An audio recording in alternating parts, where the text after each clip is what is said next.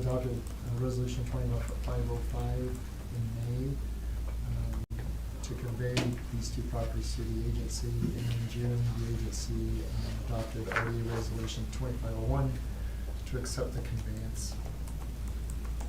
Upon the recommendation or request of the developer, they've asked that we enter an option agreement to purchase this property.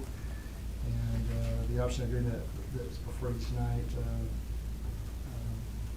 outlines, well, this outlines the option agreement that's in front of you tonight. First of all, it's a 5-year term. That's kind of long, but they wanted that on purpose because of the process involved to write contracts with the tenant. They don't know exactly when that will take place. We assume this will occur a lot quicker than 5 years. Just put it that way. The agency agrees to sell, and they've agreed to purchase the property for $8 million, which is about $7.50 a square foot. And then we'll have a separate purchase agreement when they execute the option agreement.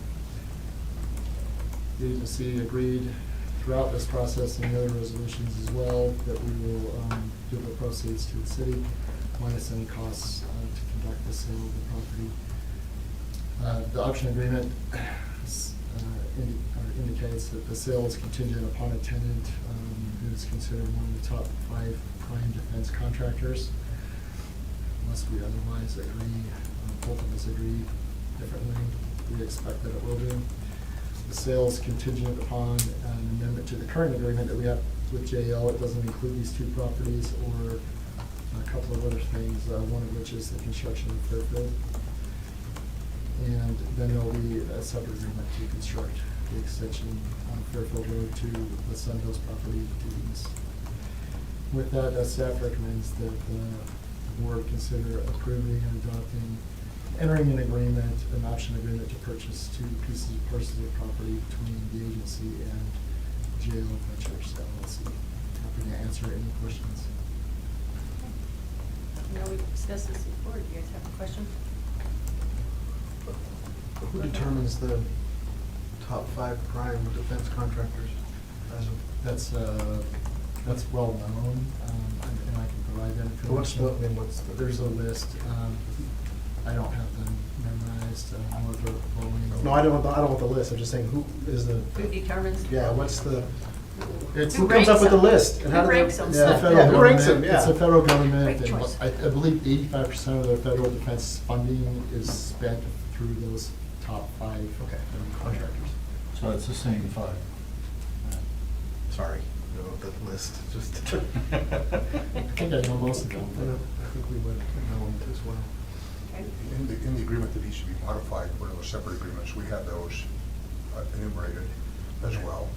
So when we do the new agreement, there's a new agreement that will be centered around increment and those kinds of things, then we'll make sure that the language is consistent between all the documents, and it will make clear, and they know, but make clear the tenants that are approved. Is we won't sell it unless they have under contract those tenants. One of those tenants. So I was reading some of the terms, and it said that there was a price escalation if it does take time, obviously because the land would be worth more. And that was the end of next year, is that right?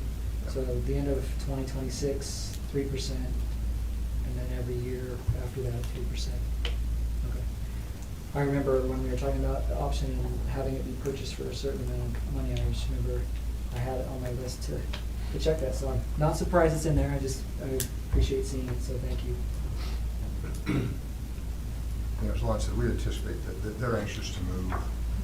It's hard for them with the tenants they're dealing with, or potential tenants they're dealing with, who are, you know, prime contractors, to engage in any kind of meaningful negotiation if they don't know that jail has access to the property. But the tenant is proposed tenant, or likely tenant, is already here.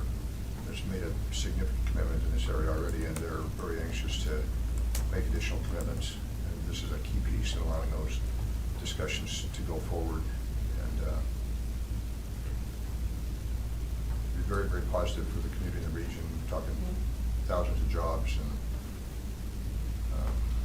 hundreds of millions of dollars in investment.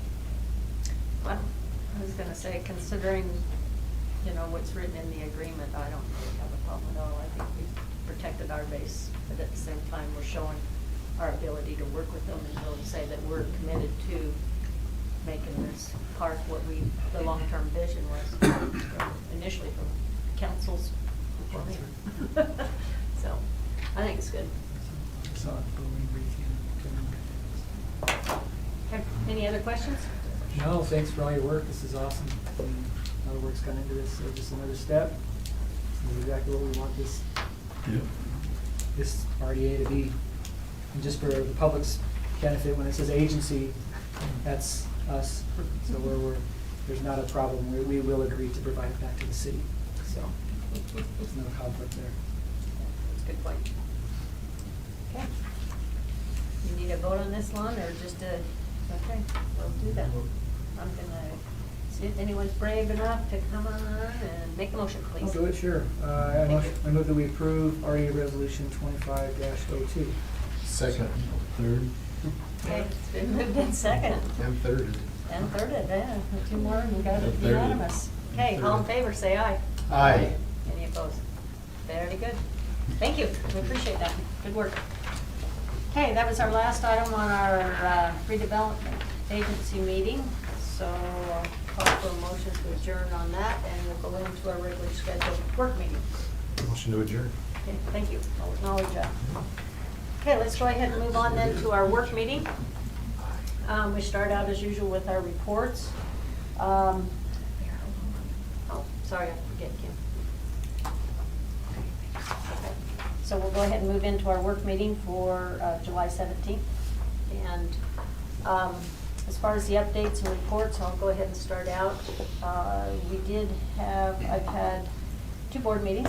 One was the sewer district, and things are going well there. I told you guys last time that we've been looking for some land to purchase for a new drying bed. They did make a offer on some property, and it's been accepted. So they're gonna move forward with it, and it gives us a great opportunity to kind of work with other districts as well. So the good news is there's no rate changes or anything like that would take place for this purchase. As far as Wasatch Integrated, we did have a board meeting up there. It was just kind of just your custom resolution stuff, nothing that changed anything. Preston was in charge. It was a pretty quick meeting, so that's really all I have to report on that. Nothing else has changed. And then just an update with homeless, because you guys know I sit on that council as well, and I know that we're, as part of the council for the county, we do need to fulfill our obligation and as far as what our plans were besides the warming shelter. So there's progress being made on that front, and looking for a facility, and it sounds like there might be an option, a good option for us. Yeah, to be able to go in and fulfill that role that we need to, that's been designated from the state, because Utah County and Davis County have to stand up a shelter, so we're looking at that. That's really my updates as far as any of the meetings I've been in. So turn it over to the council for anything that you guys have to report.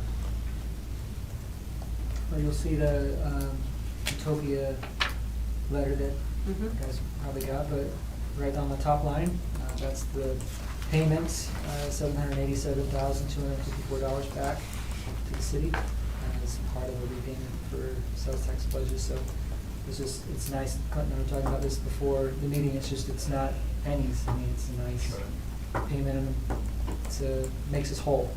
So always it's nice to see a lot of the hard work that goes with Roger Timmerman, the executive director, and all the folks that work day to day on it.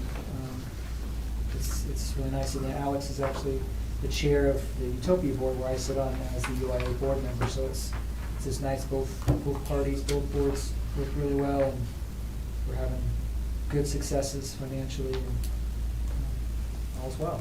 So it's just nice to be able to report that and not just provide a report, but to provide funds back is a nice Yeah, thing. It shows, okay. because you can't really hide that. Saying, hey, you guys tell us how the Utopia's doing great, but, where's the beef? But, you get the money back and it shows that Well, it's not you just. mentioned 800, they're getting around 800 a month. Yeah, and That's quite a growth. And the nice thing is that, and like they mentioned, talked about trying to add additional cities that can finance themselves. Right. Which that's just like a really great revenue builder for Utopia UIA, because then it just comes back to us since we're one of the family members, and it really helps. So, yeah, nothing else other than that, just good news.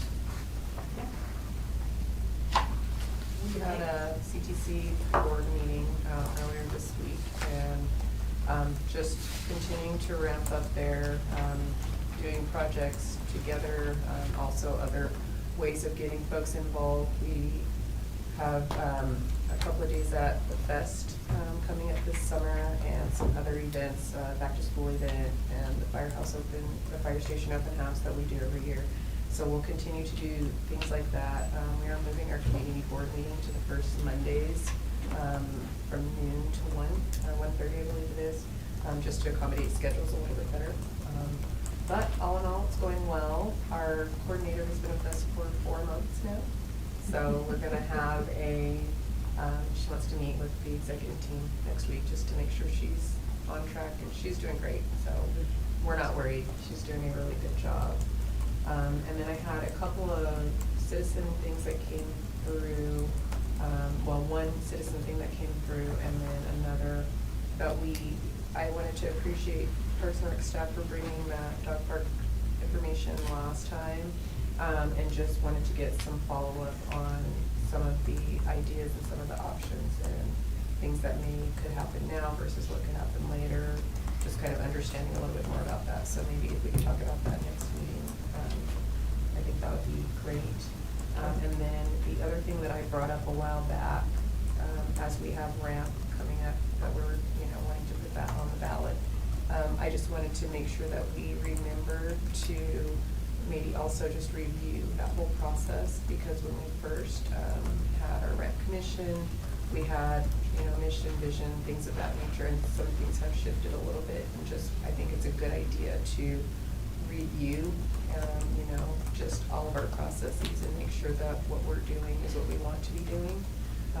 I think the changes that the commission implemented last year and what Cameron presented to us last time were excellent, as far as the feedback from applicants and whatnot. But I just think it would be wise for us to review those documents as we're trying to move forward with this year. So I think as a group, and maybe even including RAMP commissioners or whatnot, but I think that's something we should probably just look at before we move forward. So that's it. Cool. Anyone else? Mosquito abatement meets every second Thursday if anyone wants to go and learn about how they the die. district is killing a lot of mosquitoes. They use trucks, ATVs, bicycles, trains, and drones to keep mosquito populations down. I would need a PhD to talk about a lot of the things, the science that they use, but it's interesting. But if you have any questions, and also you can always request a special spray for mosquito coverage if you're having an outdoor event. Oh, You can always have them come spray it, huh? Yeah, That's so cool. every meeting we review the requests for special passes, weddings, special events. So, yeah, reach out to me or the mosquito abatement district, and we can take care of you. That's good. The board met for the sub for Santa, Oh, yeah. both of us. How long does it take to make a board? Anyway, each year we do a concert, and that's where we probably make the most money for the sub for Santa. We have $5 donations, but we don't let anybody in unless they pay more. And, but anyway, that's August 2nd at the amphitheater, 7 o'clock. And but that's, like I say, that's probably where we do not most of the money, well, more than half of what we use. So it's been a pretty good thing, so anyway. Just throw that out there. Okay, anybody else? Just a couple of items from the Utah League of Cities and Towns. We had our board meeting as well. A lot of business, their budget and such, but some of the advocacy stuff that we discussed for the state legislature for this next, I guess during interim and then for the next session are around detached ADUs. I think we have stuff on the books about that. We do. Worked on that. Some cities are, other cities are doing things, but, and then more uniformity in infrastructure standards, and then permit time. That's back on the, yeah. And water, transportation, utility fees, nuclear and energy focused items as well, so I'm sure we'll have more information about that, but yeah, Yeah, there you go. repeat. Yes. Wash, rinse, repeat. Okay. All right, well, those are good reports this time, you guys, I really appreciate that. I know we have, item number 3 on our agenda is Destination Homes, so Steve's project. Is anything there? Stevenson, sorry. I said Steve, sorry. Wait a minute. Yeah, I just want to see if you're awake. I would have doubted Steve would do it. Yeah. Yeah, you've been there, done Get up that. there, Steve. So we're happy to have the destination folks with us today, and I'll let them introduce the project they're working on, but we've been working off and on for quite a while, and going back and forth on this specific subdivision, and they wanted to take a few minutes and express some of their thoughts in maybe an alternate way of how we've looked at PRUDs and how we approve them. And so they wanted to take a minute and express that to the council and get some feedback from you if you have some. So I'll turn it over to Corinne. Are you presenting, Corinne, or? We both are. You both are. It's Okay. like a group effort. Yeah. Should I just click through? Yeah, you could just give it through with that. Or you can just fix it. You can pull them up. Okay. I'm Brandon Ames, Director of Land with Destination Homes and Larry H. Miller Real Estate. And first and foremost, we've taken a lot of your staff's time, so we're very grateful for that. It's been awesome to work with them though, and I think we're heading towards a really good project. We don't have a ton of time. I think last time I presented this was like 45 minutes, so I'm going to try to hit some bullet points of it. But what we want to talk about and get feedback on is kind of our approach to this project. We've put a lot of time and thoughtfulness into.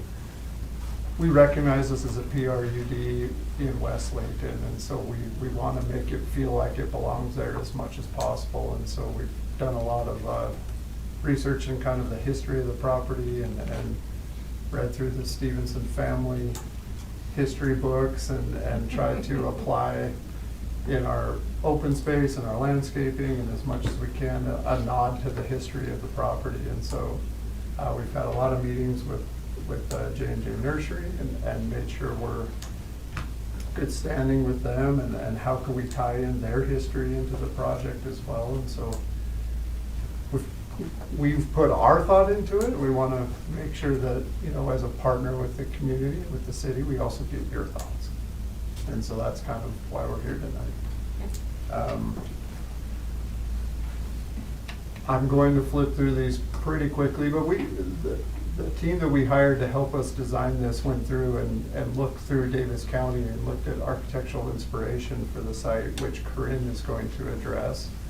And we decided that in order to have a strong community, we needed to set design principles that everything would be directed towards. And number 2, I would like to point out that we found to be very successful, and that's delivering a broad spectrum of housing types. for all stages of life. And why we found that important is we think that communities thrive when you can move up and down within that community, but still go to your favorite grocery store, still go to the school. Your kids can grow up and down with you in that community. Your kids can move back and even live near you. You can move up or down through your life. And we feel like that's what makes a successful, thriving community, more so than maybe having the same house all the way through the whole community. Because eventually that community kind of dies out with the residents in it. And so we felt like that point is really crucial here. So what we've done is we've created a lot of paseos and trails, and we've made sure that we tied all of our trails into the city's trail system. And we want to make sure that anyone can come through here and utilize what we're going to put in. And our open space will have, like I said, a nod to like the family that brought irrigation to West Layton and the farming. And we've talked to Tom Day a lot about his history on the land, and we're going to try to apply that in our landscaping and in all of our trail system.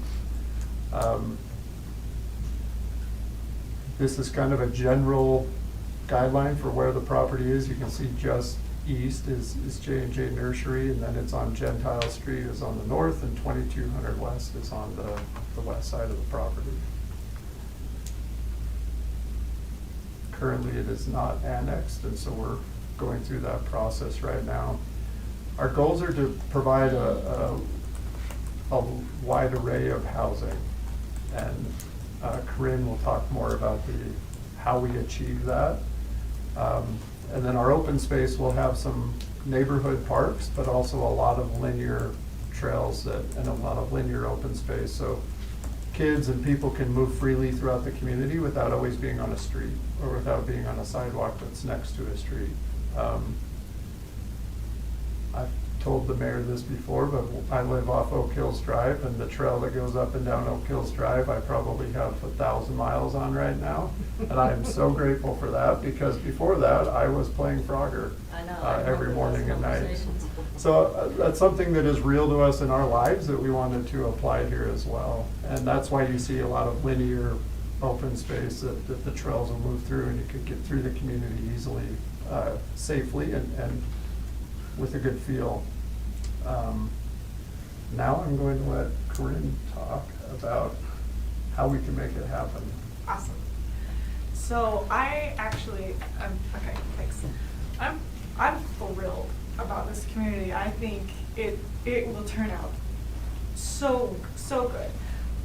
One of the things that Destination Homes likes to do is we don't like to just build up and build. You know, like build a home and just as fast as we can. Like, we really like to stay true to the architectural style.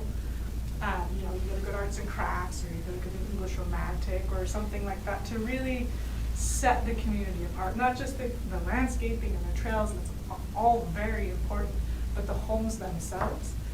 Now, we can't probably create the Queen Anne Victorian that you see in the historical pictures, but you can keep the same principles of it and create a really good home that's still really affordable, from, you know, your townhome to your large single families. So this is a principle we've used with other cities, and it's basically a way to have the city comfortable with what the builder is committing to do, without the builder having to tie down years in advance every possible option of every home that will ever be built 7 years ahead of it. But it is a way the city can be ensured that the guiding principles will outlive any of us if we left, or if you left, you know, you got a new council or whatever. So this has been very successful in other communities. So this will just kind of walk you through how that works. But there are a lot of things in a pattern book. Everything tell you how it can fit on the lot, and where the front porch can be, and what the setbacks are. So this will ensure that we've met all city codes, right? We have in here the minimum garage sizes and what's important and what's already in there.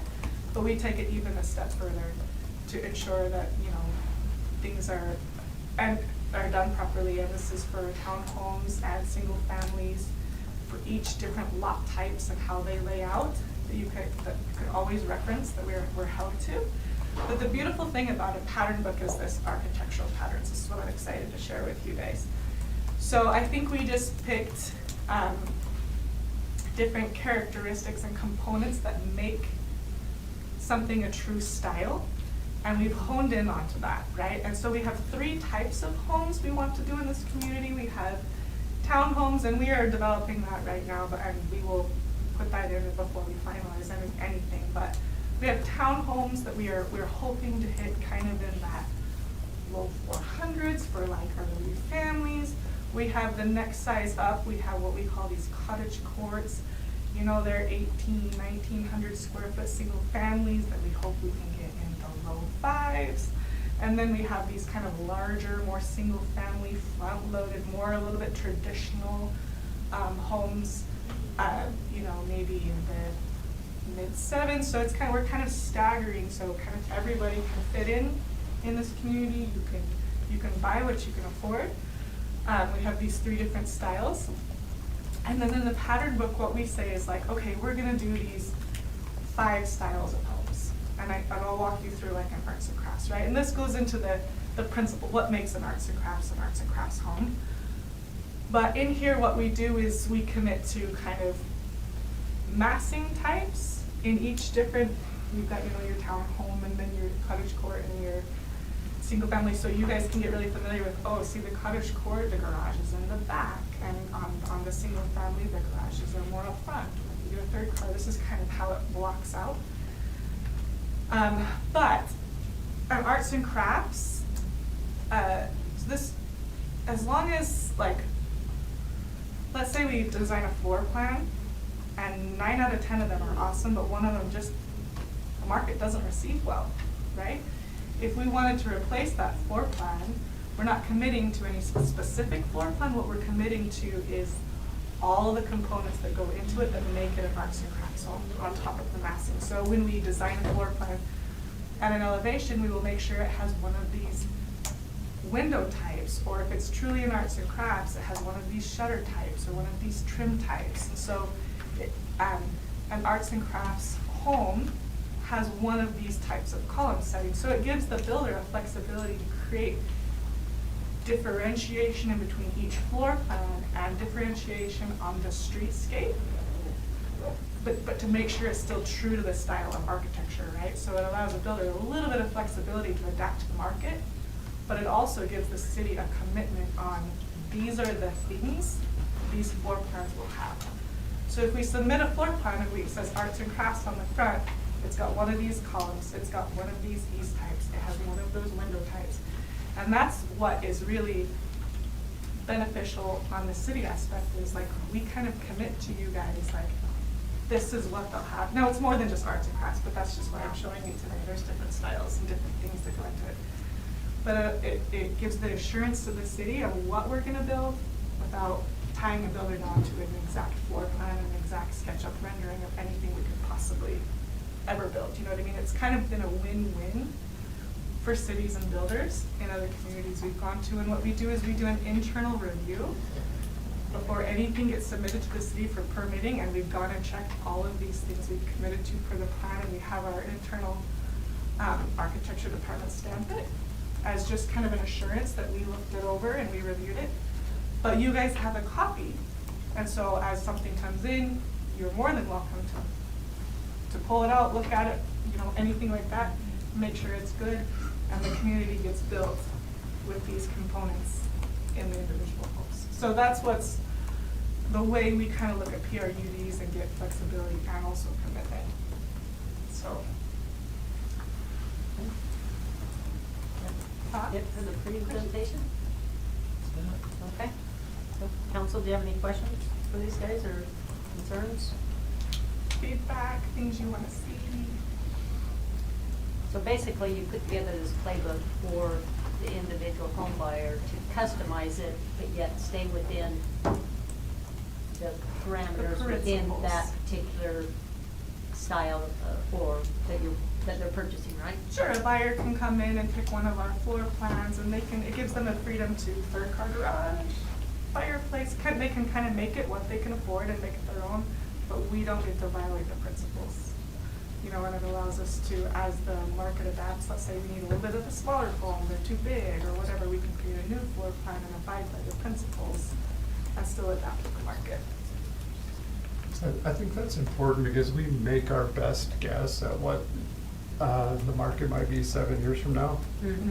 But especially now, it changes rapidly. And this allows us to flex, but flex within lanes that you've pre-approved. Within parameters. And whether it's us or anyone, this gets recorded. It gets recorded with the development agreement, so you know, like, this goes with the land. And so we found it to be a great way to, it actually, I think, helps the permitting process as well. They're not looking to make sure that, we said there would be 7 windows and there are 7 windows, but we make sure that the style of the windows are right, the porch is right, the massing of the garage is correct, because maybe someone wants a 2-car and maybe someone wants a 3-car. So we can't always predict that 5 years from now on who the buyer might be. And so this says to you that if it's a garage, it'll look like this, and maybe 2, and maybe 3, but it'll look like this.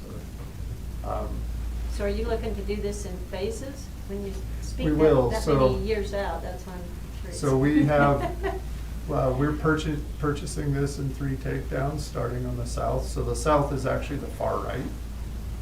So Okay. this is J&J Nursery Yeah. and Gentile. So this is kind of phase 1 starts here, and we'll move up to here. But our first takedown is this phase, and then the second is in the middle, and the third is here on the north end. And so we will build it out in phases as we go. We've allocated parks and open space and trails and everything to make sure that they come in with each phase, that it won't be wait until last minute and then do the big park at the end. Okay. We don't want to do that.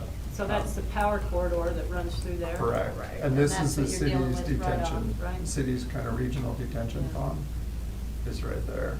And so we're just improving that a little with a trail around it and kind of adding to it and tying, so it looks like it should be there and doesn't look like we just built around it. Was Hill Farms built this way? With the Hill Farms pattern book? had Pattern book was Hill Farms, that's correct. Like, That's noticeable. it is, and actually Dave Wright runs off a very simple pattern book. And so we found that when we allow people like Corinne who are creative, unlike me and John, if you let creative people be creative, you end up with something better than maybe when I try to apply like a lot of rules so that I feel safe, I guess. And so we're trying to say, you can apply rules and we'll help you say this is what they'll be, but let Corinne and our designers be who they are and create something beautiful. And Hill Farms was a risk when the first time we did that, but it worked really well. Thank you. I was gonna make that same comment. I'm pretty familiar with Hill Farms, so it's good to have visuals. Any differences, you know, based on, you know, we can go look at the different areas of Hill Farms, different phases. Any differences in this? That was prior to Larry H. Miller purchasing Destination. It was, and there will be differences. Hill Farms really just kind of had 2 segmentation types. They had like a large front load type and then an alley loaded type. And Hill Farms was very successful for us, and it created a moment that everybody can feel when you enter and feel when you leave, right? But this isn't the exact same product as Hill Farms, because we have townhomes and we have cottage courts, and then we have some front loaded product. But the principles are the same. The columns, the eaves, the details. And so I'm switching up the massing because one thing we have learned is alley looks great and it's beautiful, but not everyone can do it. Some people are like, where's my garage? You know, I want to go in there. So how do we do it? How do we give people what they want and not have a garage in a hall and have it overtake the street? And so we're trying to give people choice and what they want. So it's got a similar theme, but it is not the same product. like the trails and the linear open space Yeah. and some of the homes that Very face similar. Paseos have that Concept. same DNA, Yeah. same designer. Same DNA, Yeah. different approach. Trailside is more recent on Gordon, so is that more of what this will be like than Hill Farms? No. I would say this is like a blend. In a way. Yeah, it's in between, you know, I mean, Trailside, there are 3-story towns, and I don't know that 3-story towns is the best way to do it in this community. This is a smaller community, so we're going 2-story towns. So, but it, you know, and we have our 3-story single families. This one, we wanted to be that kind of mix between Hill Farms and something, so they're 2 stories, but they're very, like, we do them in other cities, and they sell well because, first of all, they're adorable, second of all, they're so affordable for that price range, and we have, you know, these So affordable this homes. entire development then is owner occupied, right? Mhm. Is Yeah, what? and that, Owner I think that's occupied, where so- you'll, No for rent. you'll No for see rent. some of the front load, more traditional single-family home that will feel a little bit more like it fits into West Layton and has a little more hill feel. But it's actually, it's not that similar to Trailside, actually. It's kind of its own. It's its own beast, but the principles between Hill Farms and, you know what I mean, the pieces, the components. You don't change the components of architecture. You know, they are what they are. But it will feel different than Hill Farms or Trailside, but it will feel really good. So are there- Any other questions? Yeah, I do actually. So are there gonna be requests that are unique to this? We love having developers come in and tell us their plans. It usually means that they have had a conversation with staff and there's something they wanna change. So is there a big ask coming at the end, or is there something we need to be aware of? Because I remember when we did, we had, Brad was still here, I guess, when we did Trailside. And Brad came in and gave a presentation, and there was some differences in terms of what we had previously had with that Trailside development. There was new information that kind of made our general plan a little bit outdated. And the big ask was, here's why we're coming to you asking about this, and this is what this Trailside's gonna look like. I think all of us were like, that makes sense. But we understood kind of why they were coming in and asking us and talking to us about it. So I'm just curious, because the way that it was kind of, you know, I mean, if you meant it that way, but it was kind of like, they're gonna give you kind of a different way of looking at things, and I'm just curious if there's been. What's the catch? Yeah, Is that- if there's been some discussion where they are. Maybe the pattern book, really. Well, right? what I think is, like, we've been working with staff to make sure, because this isn't us telling the city what we're gonna do. I view it as like, here's what we think, what do you think? We've been adding their comments into ours, and we've been kind of negotiating the hiccups we've come across so far. There are still things we need to work out, like, is there a glazing percentage we need to hit? We still need to work that out. This is by no means a done big deal. And the other thing we're trying to work out is the masonry percentage. Because if you look at like a real Tudor or English Romantic, it's generally a stucco with the trim. I would, you know, and I don't wanna go slap a brick wainscot on something that just feels so disingenuous to the style of home. And so like, but I know that is a city requirement, so that's something we're I would say we've identified any issues and we're currently working it out. And I think before we record it, I think everyone will feel comfortable that we've hit all the issues or come up with some sort of agreement, but I don't think there's this large thing we're saving for the end to slap on the Thank table. you. And hopefully we've actually brought them all up and we're working through them. If I may. Sure. Yeah. I think that sums it up really well, and I would say that when Destination came before you previously on Trailside, one of the messages that they shared a number of times, which was, this is what we're gonna build. This is exactly what we're gonna build. We're gonna build what we say we're gonna build. And so we've held them to that line as they're submitting building permits, we're holding that. And I think that as they've come through, they've realized maybe that was a little too prescriptive for them.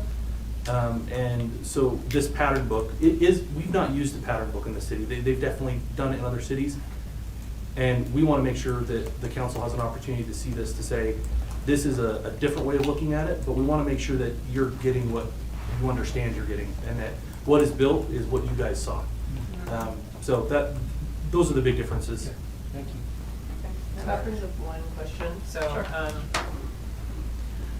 Generally, when you're building, you know, you go in and you're in the design room for, used to be half a day, now I hear it's 2 days. But you get all of these options and they say this is what you can pick, et cetera. Same thing, except for you are offering the flexibility within each style of home. And that's what you're wanting us to basically say we're fine with, right? That there can be some leeway based on the parameters that you have for each of these styles that you'd be offering. Yeah, yeah. Okay. And we're not like a custom builder, so a buyer can't come in and we have predetermined Right. options, but there's There's some still options. packages and Still takes stitching. days. And it still takes Yeah, days. there's Well, still options. months, actually. Yeah. But, yeah, essentially. Yeah. And so in the actual layout of the community, there are different options within here, right? So you're not gonna have, for example, in this front load section here, you're not gonna have every single one of those homes in the middle. If somebody buys that lot and says, I want it to be arts and crafts, and their neighbor says they want arts and crafts, and the neighbor next to them says they want arts and crafts, is that something that you would be allowing as well, or you would still have certain lots need to be this particular home style, and That's a then you good can question. pick within that, is that? Generally, we have rules that is like a anti-monotony rule. It's first come, first served, but there, you can't do the same home and elevation within so many lots. So, Or color. or color, or whatever, and so it forces people, like, it's almost like a scare, like, if that's what you want, then you better be first to pick, you know, because then you can't do it within so many lots. And that was the same rule we had in Hill Farms, and that's what forces it to feel good, instead of like, there's like, oh, there's that house, and there it is, and there it is. Can you, know, that can you type of- put them all on the same lot, Sorry? size-wise? No. So the lots are different as well? Correct, so, yeah, there are there are 4 sizes of lots, but really there are 3. There's the larger single-family lots, you know, which we've kind of put like for like by the surrounding neighborhoods. And then there's the cottage size, and then there's the Right. townhome size, Okay. but there are. So that helps you also. Yeah.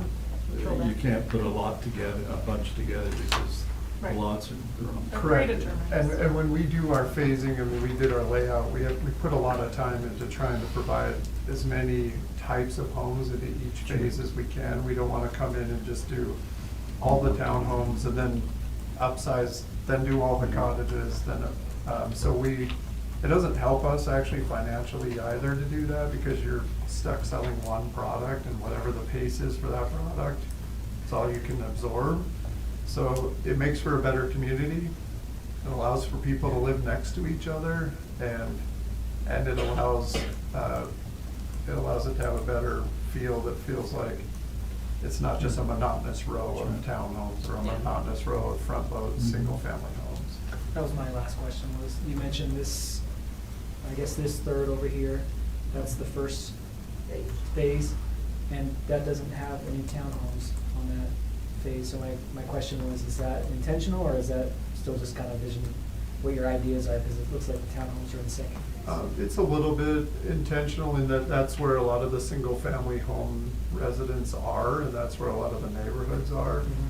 So that was a little intentional, but also sometimes when we land plan and we start fitting the Legos together, some Legos just don't go Yeah. very well in those places. But we try to be quite thoughtful in what we put like for like, and, Okay. yeah. And even you can see along J&J Nursery, not knowing what Jerry's future is, we actually just kind of did those larger homes up there, not knowing what might be, or maybe Jerry's son Jed is gonna become a nurser and run J&J one day, I don't know, but If he doesn't, we put those homes up there as well. Okay. I Thank think you. we're running out of time here, so. Just one more if you can, if I can. Sure. Have you considered a military theme in the open space? Oh. With a Korean War veteran, That's a fighter good one. pilot in the family, so. Yeah, Yeah, very Actually, true. it'd be pretty cool. that would be pretty cool. We're still kind of working with the landscape design company, designing things like that, so that would be, That'd be cool. that'd be cool. That would be, and I'll only add one more thing, and it's not part of this design. But certainly take care and make sure you have space for the animals, We dogs do. in particular. Yes. We do. We've Okay, actually thank been you. driving around and studying other dog parks and trying to take ideas, so. Okay. And that's the nice thing Appreciate about the it. single family, they have backyards. The cottage courts have the beautiful, like, everybody has their space for their animals, and then if you're at a townhome, we've got the dog park or a place for the animal. It's very Right. important to the buyer. Okay. Okay, well, we appreciate you coming in and Thanks. presenting. Thank you. Thank you for your time. And, Appreciate it. yeah. Okay, we need to hustle here. Let's go ahead and move on to item number 4. Scott Bond's going to give us an update on the fire department ambulance licensing. Well, hopefully it will be very quick. I need an autograph, and I'll move right on out of your way. Last time we met, we gave you a very brief cost, quality, and access of what our fire department EMS services are all about, and how we best serve this community. We think we best serve this community.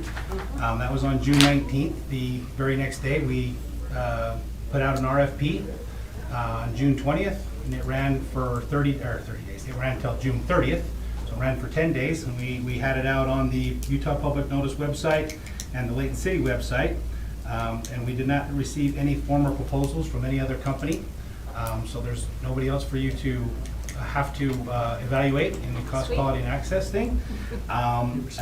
What's that? They were scared of you. They didn't want to compete with you. Yeah, they were scared, and Can't so. replace the best. Yeah, thank you. And we think that's where we are. We think that we provide the best quality EMS care that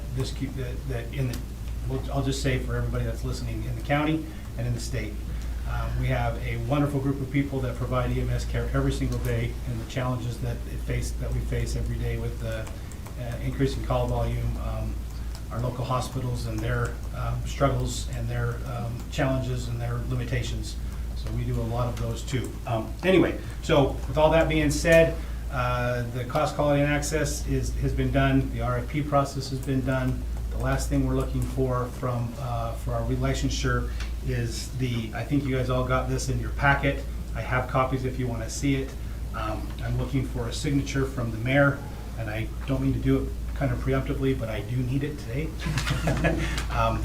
As long as everybody is okay with it, that you have selected Layton City Fire Department to be the EMS provider for both 911 and interfacility transports, I don't think we need anything else, just the signature for.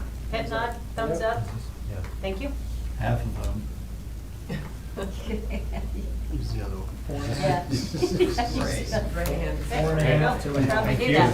Thank you for Very much. everything you guys do for us to keep it going that way. Thank you. Is there any questions? Thank you. Thank you. Thank you very much, appreciate it. Okay, Kim, let's go ahead and move on then to item number 5, which is an approval of the lease agreement for the Davis Arts Council, or resolution 25-40. So, Clint was just gonna Clint? skip to it. Okay, Didn't Clint, jump over. thank you. Oh, Appreciate yeah, it. Doug. No problem. I'm happy to just address it quickly, then give time for questions. I'm just going to direct you to a few things, just a little bit of background for the public. The Davis Arts Council used to be housed in the old City Hall building across there, but with making way for a new dispatch center, they were displaced, and they've been looking for a home ever since. And so Alex has had some conversations with the Davis Arts Council people about leasing some space that we have available in the basement on a temporary basis, which is reflected in this lease agreement. The lease agreement is pretty standard and was included in the packet. I'm just going to go over a few things that are important for you to be aware of, and I can, of course, answer any other questions. Paragraph 2 talks about the term. The term would be for a period of 5 years unless otherwise terminated. It's a basic 90-day termination notice that either party can give. One of the things that we need input from on the council is paragraph 3, which is the monthly rental fee. We intentionally left that blank because we need your input as far as what the council would like to charge for a lease amount. That also includes, we don't anticipate this being a problem, but any contract will include late payments and what the percentage would be, interest on a late payment. Then just moving quickly, and then we'll go back to discussion. Paragraph 8 talks about services and utilities. That's the only other part that was left blank. What that addresses is just that the city will take care of all the electricity and HVAC and utilities. But as far as IT support, if there's a need, which we don't know if there will be, we thought it would be appropriate that the Davis Arts Council pay for that, but we did not include an hourly rate. Again, wanted to get your input on that. They'd be required to maintain liability insurance. I already talked about the termination. Basically, it just allows for the Davis Arts Council to use the space in the basement that includes 4 offices, a storage area, 3 spaces for cubicles and or conference and reception. That's also space that can be reutilized by the city at a later time once the term of the lease expires. As far as utilization of the building, obviously all the common spaces and restrooms would be open for their use. This agreement does contemplate that any of the secure spaces or department spaces they would just access that like the public would, that they wouldn't have access to, say for example, to go into the legal department or the planning or engineering departments, that would be that they would just access that like any other citizen or member of the public would. With that, if you have any questions, I'm happy to answer them. You guys have any questions on this, or? Why 5 years? I think that was just I don't remember where the 5-year honestly came from. I'm just curious, I mean, I guess when I think about it as temporary, that seems pretty long. We can- Well, the we fact can that they reduce were that. over here for, I don't know, 20 years? 20, yeah. More than 20 years, I think. 5 really isn't that much. Yeah, well, Dak, I think the boards, they considered it internally, they realized it is temporary, but wanted to have some comfort level that it would be for some extended amount of time or the potential, so that as they work toward a more permanent solution. And is that what is happening, if they're working towards a more permanent solution? Yeah, it's my understanding, and I think the city would be a part of that. There have been discussions before, but they understand this is a temporary solution, and it's probably best for all the parties at some point down the road that they'll have their own facility. Well, and I think they're in a situation too where right now it's not necessarily a month-to-month, but, you know, I mean, it's unknown and they don't want to get in a situation, I think, where the lease is constantly going up. Especially when they're trying to find another place or get a place. Yes, Clement? Oh, sorry. You're Were good. they Go. paying a fee lease before? payment before when they were over here? No. Which way was Mine it? are- That way, over there? Yeah. No, it's a similar structure. The city was covering utilities and cleaning and so forth, and this is a similar structure that's being proposed. But there wasn't a rent amount before. No. No, part of that, if I remember right, being here, in them using the amphitheater, it was like, okay, you're helping us, we'll help you, you know, in the respect that they book it, take care of it, you know, all that kind of stuff, so the city didn't have to. And so that was kind of, I remember that was the conversation. I wasn't in on all of them, but I remember as they came to an agreement. In the negotiations, would you say DAC is hoping that that stays blank? Paragraph 8, as far as the price per month? No, they're wanting to know. Okay. Well, I mean, are they hoping we don't charge? I'm sure anybody would hope for that. Yeah. You know, but I think they're also wise in the fact that, you know, this is a different situation. But I do feel that it probably ought to still be very nominal, because I think they need to focus on their own fundraising to land a permanent solution. Well, and I think we're back to the same similar situation where you're, you know, I don't know what everybody feels, but I'm not a proponent of getting into the amphitheater business, you know, and so whatever we can do to help them to, you know, to do what, Has been I done. won't say we couldn't, I'm just saying, I don't think we're in the business to, and so by them doing that, then, you know, kind of frees the hand, so. They don't rent out all the amphitheater business though, right? I mean, we still manage that. They do the summer. Yeah, they do the stuff. summer, they do, I think they have a percentage that they have the ability to take care of. And then the city does the private, whatever, you know, dance groups, whatever. I mean, there's a ton, you know, sub for Santa. Well, yeah, I guess I'm just saying that the city is already in that business because the amphitheater doesn't belong to Davis They are Arts a Council. little bit, yeah. But Davis Arts It's Council the operational. has- Yeah. And that's really what this facility is it gives them some office space for the operational aspect of it, and that's it. I mean, and that's what we provided, I guess, across the street, although across the street they had more space, was able to do storage and black box theater and stuff like that, whereas here, it's just office space. Well, I mean, I'm not a realtor, so I wouldn't feel comfortable saying this is what monthly rent should be, but I would say that, just like we do with everything else, land-wise or whatever it is, I don't see why we don't do appraisals or whatever it would be that would determine what is the going rate for something like that. But just leaving it blank, I feel like is, I mean, like you said, we're in a different time now than we were before.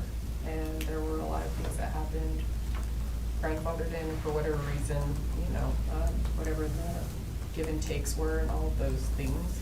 But I think that we're in a different time now where it behooves us as a city to make sure that we're doing things, you know, appropriately for all organizations or all groups. But I would want to know what is a going rate, like a rental rate for something like that, some type of office space. I know we don't rent out any other space in the city buildings currently because we use it. But I would like to know from a real estate type of standpoint, what is the going rate? Because we do that for everything else. That's fair. Well, I'm not gonna totally disagree, but I think when we got into this agreement 30 years ago, the reasons haven't changed, you know?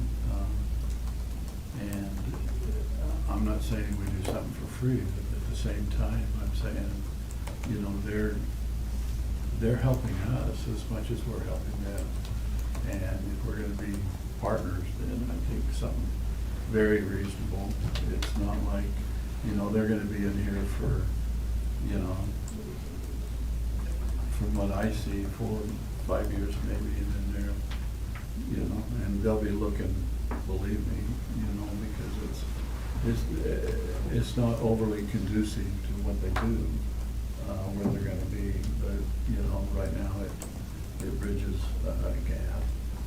And so, you know, I'm just thinking a nominal fee, so that they understand it's not just free, but at the same time, you know, if we get back into being a rental, then I don't know, I just don't feel good about that.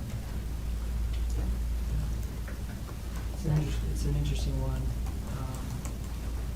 because I guess my concept of when we had this, the initial discussion was that it was, we had kind of gone through with the ARPA money to build the, you know, the dispatch center, and it displaced them, and it was, you know, not, they didn't do anything wrong, but now they didn't have a spot. Right. And I guess I thought that we had some extra space, and then we would be able to utilize this potentially as like a Band-Aid approach to helping them be more independent on their own. Because I guess I'm a little concerned. I know we have had a long history with DEC, and this is not anything, you know, against them in any way. It's just, I want to make sure that we wouldn't create any additional barriers where we've worked really hard to make sure that I mean, Tina and I have talked about this, that the city is treating all of its entities as I won't say similar, but that we're not favoring one over another. And I know we have the relationship with the amphitheater, and so I guess I assumed that this was more of a Band-Aid approach to help them because we had displaced them. If I were honest, if I were running DEC, I would want the longest term possible, and I want the littlest amount of money. And I can't tell you that I'd be looking to a more permanent solution if I had a 5-year contract at a nominal rate. Because I would tell them, when that 5-year term ends, then I can have those discussions about potentially renewing, because that's how I would run the business. And so, I don't know, it's not that I don't want to do it, it's just that maybe it's a little bit different in terms of the specifics than what I was anticipating it to look like. But again, that's just my first instinct as I. Yeah, my concern is similar. I don't know, I brought this up when we talked about this the first time, that I don't know, there isn't an incentive for them to find a spot, another spot, their own spot, and not live in the parents' basement. And so I think there ought to be some incentive to not want to be here long-term, maybe even mid-term, short-term.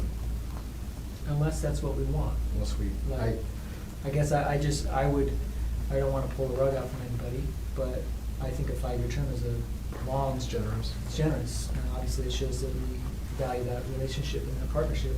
And if that means that that's an indication of where we see them fitting with the city, and that this is kind of how you were saying, almost like a contractor that does a lot of the work Right. that we're very closely partnered with. Yeah, we're partnering. And that's an understandable thing. I just think we just need to understand what that looks like moving forward. The presentation before was that, maybe to your point, Zach, was we've got this space, it could be used for the city, office space, we're growing. And here's an opportunity to help them in the short term and help the city long term with that office space and room to store and room to grow. And so this 5-year thing, maybe that's not that.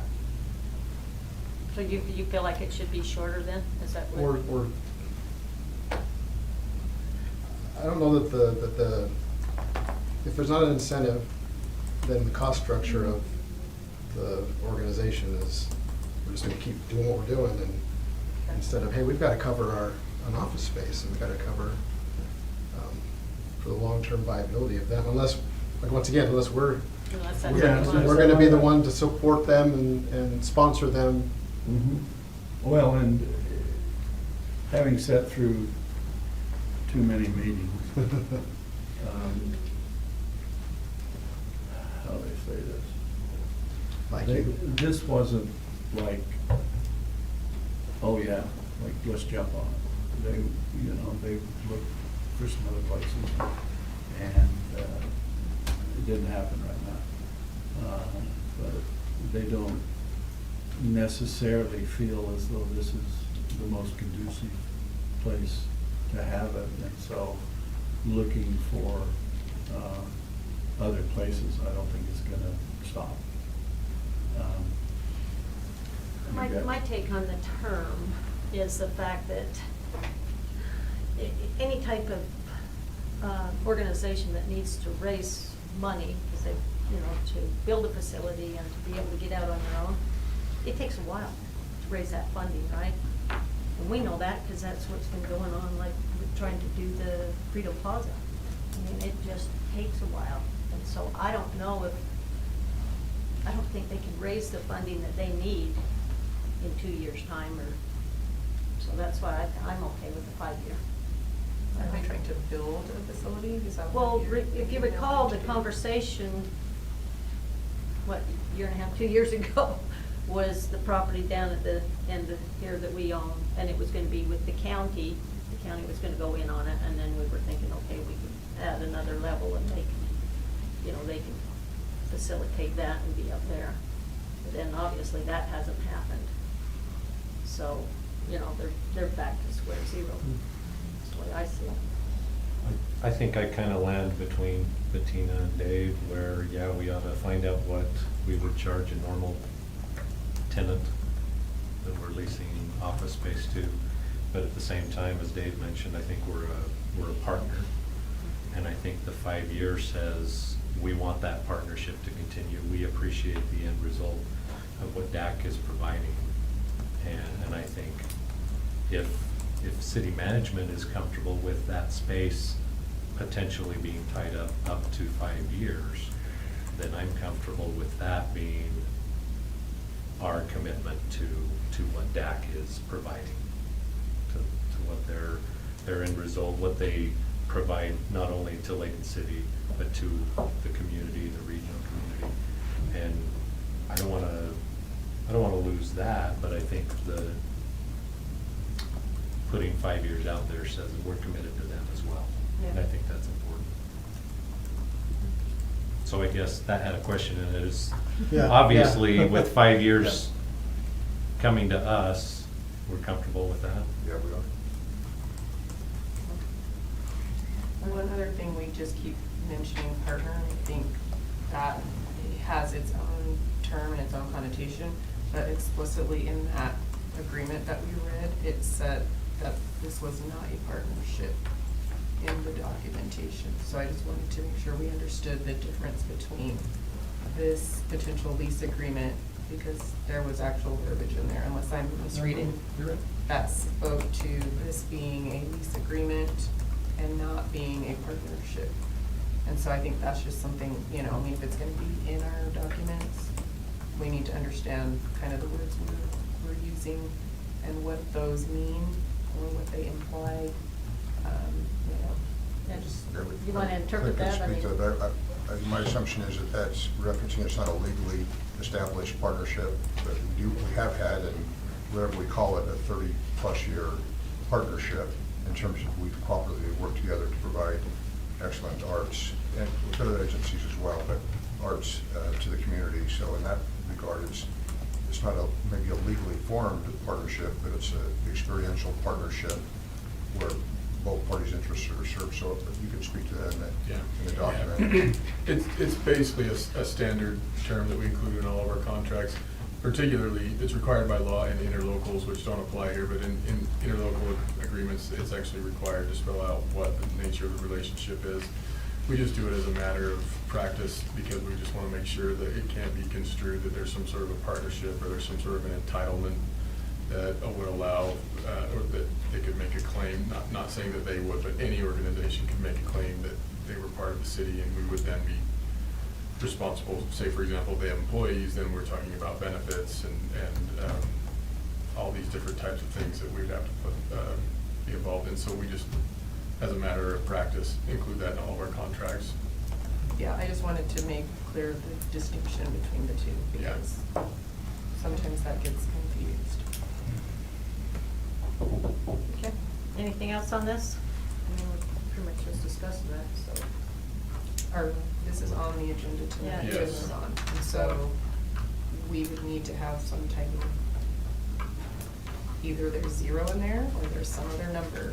How do we come up with that? Recommendations? Because I already stated where I'm comfortable, which is, what does the market say? I Well, don't where they believe that didn't is, pay anything before, and not that I would say we do this, but I know Bountiful, you know, they have a relationship with their arts council, and they only charge them $1 and provide the space as well, a year. I don't think that we're looking at that myself. I'm comfortable with like $100, but. Didn't they had a lease though previously, not with us, but they were at LSI for, I don't know, it wasn't a whole year, right? There was some issues. Yeah. I guess I'm just saying that to Zach and Clint's point, where, I mean, I know that you have to budget to pay for the things that you are using, and that was something that was not necessarily sprung upon, but it did come, and then that had to be taken into consideration. But they have been paying a lease amount somewhere, it wasn't to us, but for the past year when they were not here, they were paying something. So to assume that, you know, they're not able to do that, I think would be, again, us being the parents and saying, oh, well, you know, you don't have to. And I understand that relationship-wise, I get that, but I think that it would be above board to do due diligence and really just understand what should that look like, instead of just coming up with a number. So I can provide just a little bit of context. Again, I'm also not a realtor, and this is just information that was taken off of listings online. There was never, our department didn't make any calls, didn't have any conversations, so this is just what's listed online. Based on what we could tell from our research, there was, for commercial space, it ranged anywhere from about $12 to $39 per square foot. Maybe the most similar one was one in Heritage Park that's currently for lease for about $14 per square foot per year. We didn't do the calculations on 14, but on 12, which is the lowest end, that equals out to about $19,000 a year. Again, I'm not a realtor. That's in trying to be prepared for questions that might come up. That's what we looked at, and that's what we found.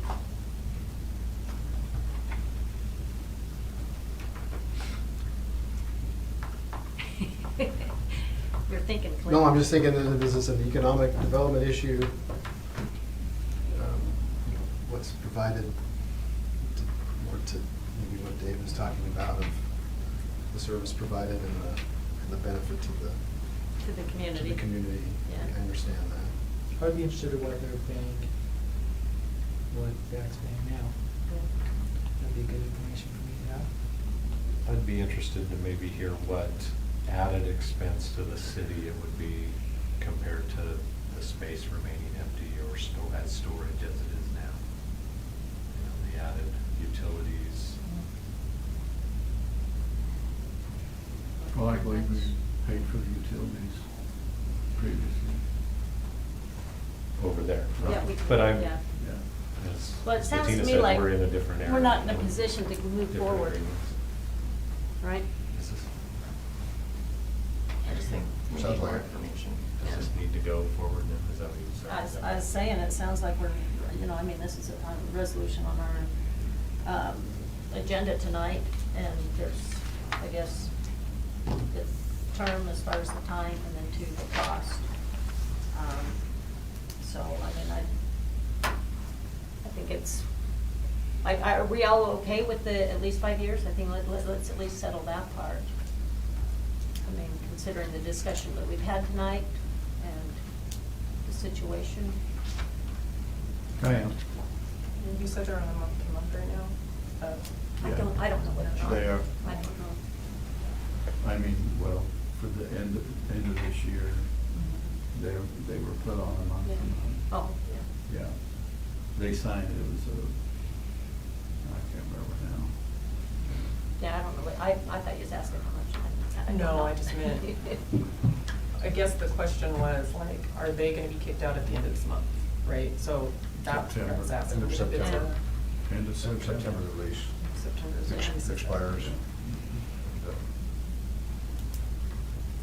I would like more information. I don't think, personally. even with the questions that I've had, I don't think there's a situation I wouldn't be in favor of approving something for them, you know, temporary, we can speak to you too. So I don't think they need to be like, oh, this isn't gonna happen, I think we're just trying to figure out what that actually looks like.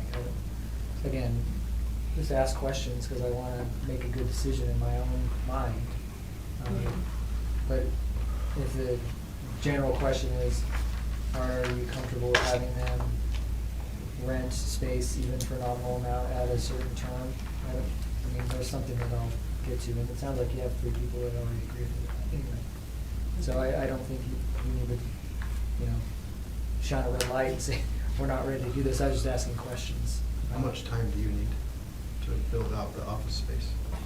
To build out, it's being built out now. It's gonna be completed by 1st of September. That was part of the discussion we had before, was Yeah. we Yeah, could deal with it. yeah, to do we that. had And agreed we're to building that. it beyond what they would need. We're Right. having it. Yeah, that's how we Our presented it. Our Yeah, specs. to our standards. Right. Yeah. And, I've driven the design of it, we've taken input, we've driven the design of it to make sure it works for our long-term use, obviously, as well.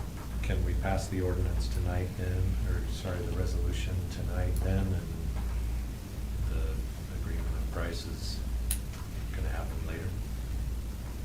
I think that, yeah, Yeah. that Clint could say, but yeah, we could certainly say what you're saying is saying we want the relationship and we're comfortable with Yeah. that, Yeah. but we haven't determined the price and you've asked for additional information, we Yeah, can yeah. certainly. I don't think I'm certainly not saying I, you know, get out of here. I mean, the initial discussion was, we kind of pulled the rug from them, and I want to make that right. Right. And they have specific questions about what that means to be temporary, but it's not a no. It's just a, let's figure out the specifics of it. So how would this need to be changed to do that tonight? To make it Part of clear the that motion. the terms as far as cost?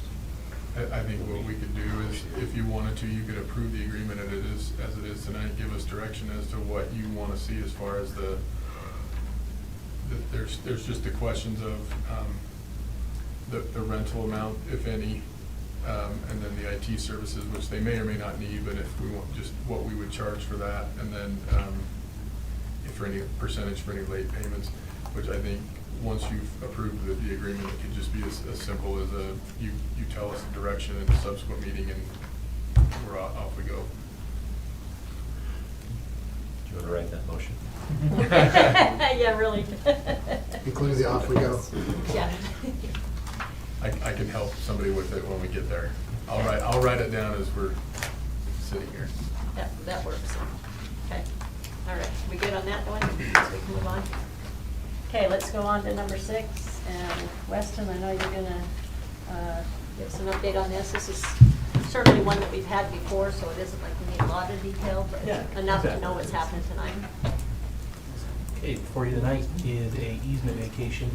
As you remember, this was tabled to discuss further and make sure that there was, if there was any easements, that, if you remember, the property owner that lives here came in, the creek runs through her property here, and so she's been accessing through this area to get to this back portion of her property to maintain trees and deal with any flood control that she felt like she needed to deal with. The city went back, and there are no easements that are identified that are in her name or to her property or any realm in that. And so the developer looked at that as well. They've had a conversation, the developer and this property owner.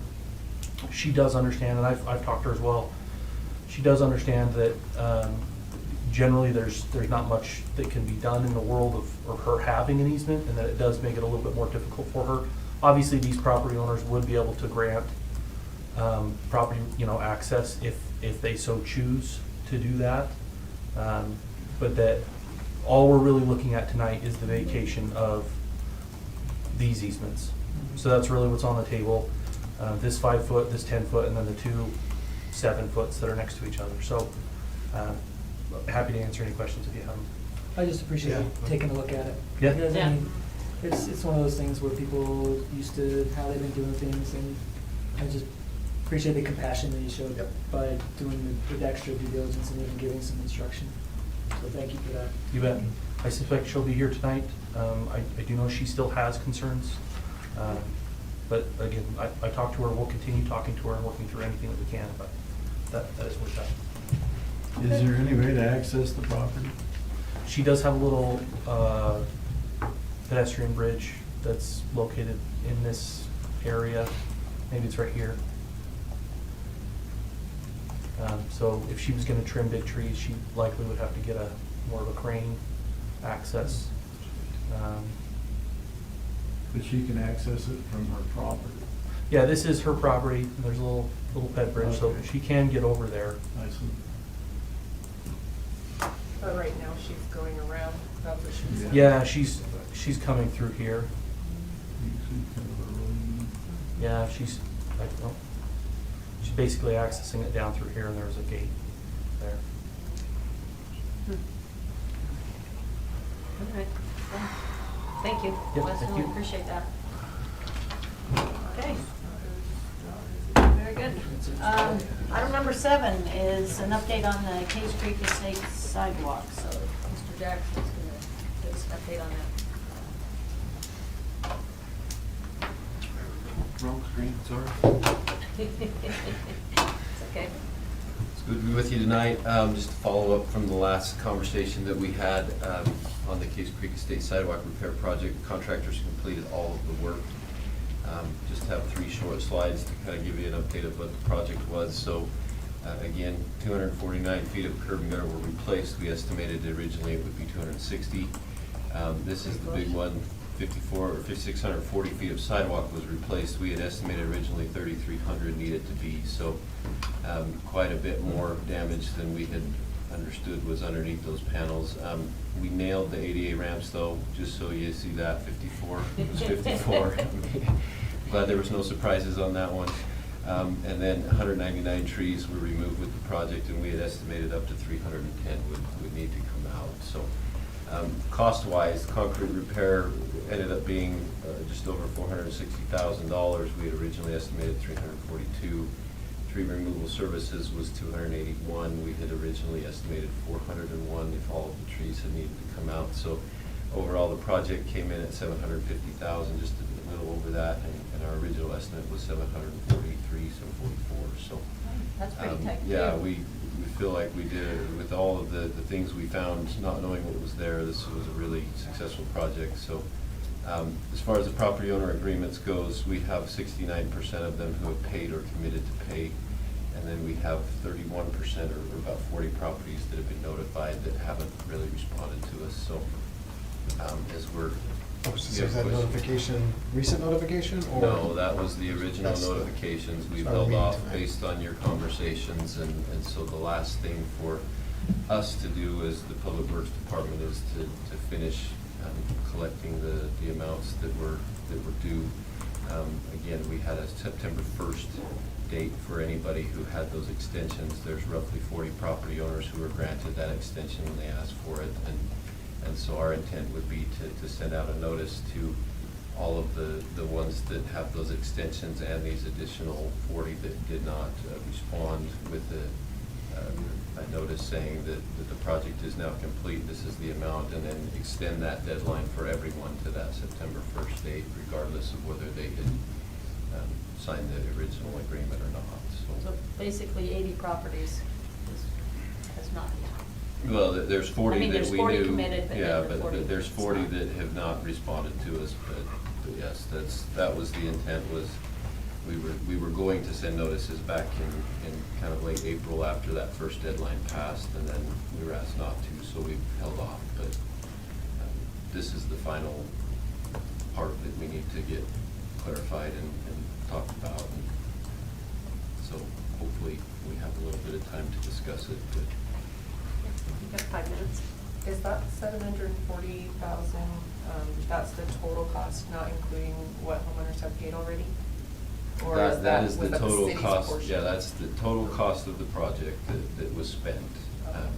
If the 50/50 collection, we haven't raised, even though we've had some changes a little bit in what the tree cost, we haven't raised the number that we've asked anybody to pay, and so that number still is just over 119,000. So it won't quite match that 50% there. Okay, so you need us to give you an approval whether to send out the notices or not, right? Or get a nod on this to say, Yeah. proceed? We're anxious to close Or- the project and to move forward. We're treating other people, on an individual basis differently than we're considering here, so we're anxious to move forward and get the notices out, if that's allowed by the council to fulfill what we initially said we were gonna do, the expectation was, and I think staff thinks that's really important. The consistency is important. We think the timeliness is important.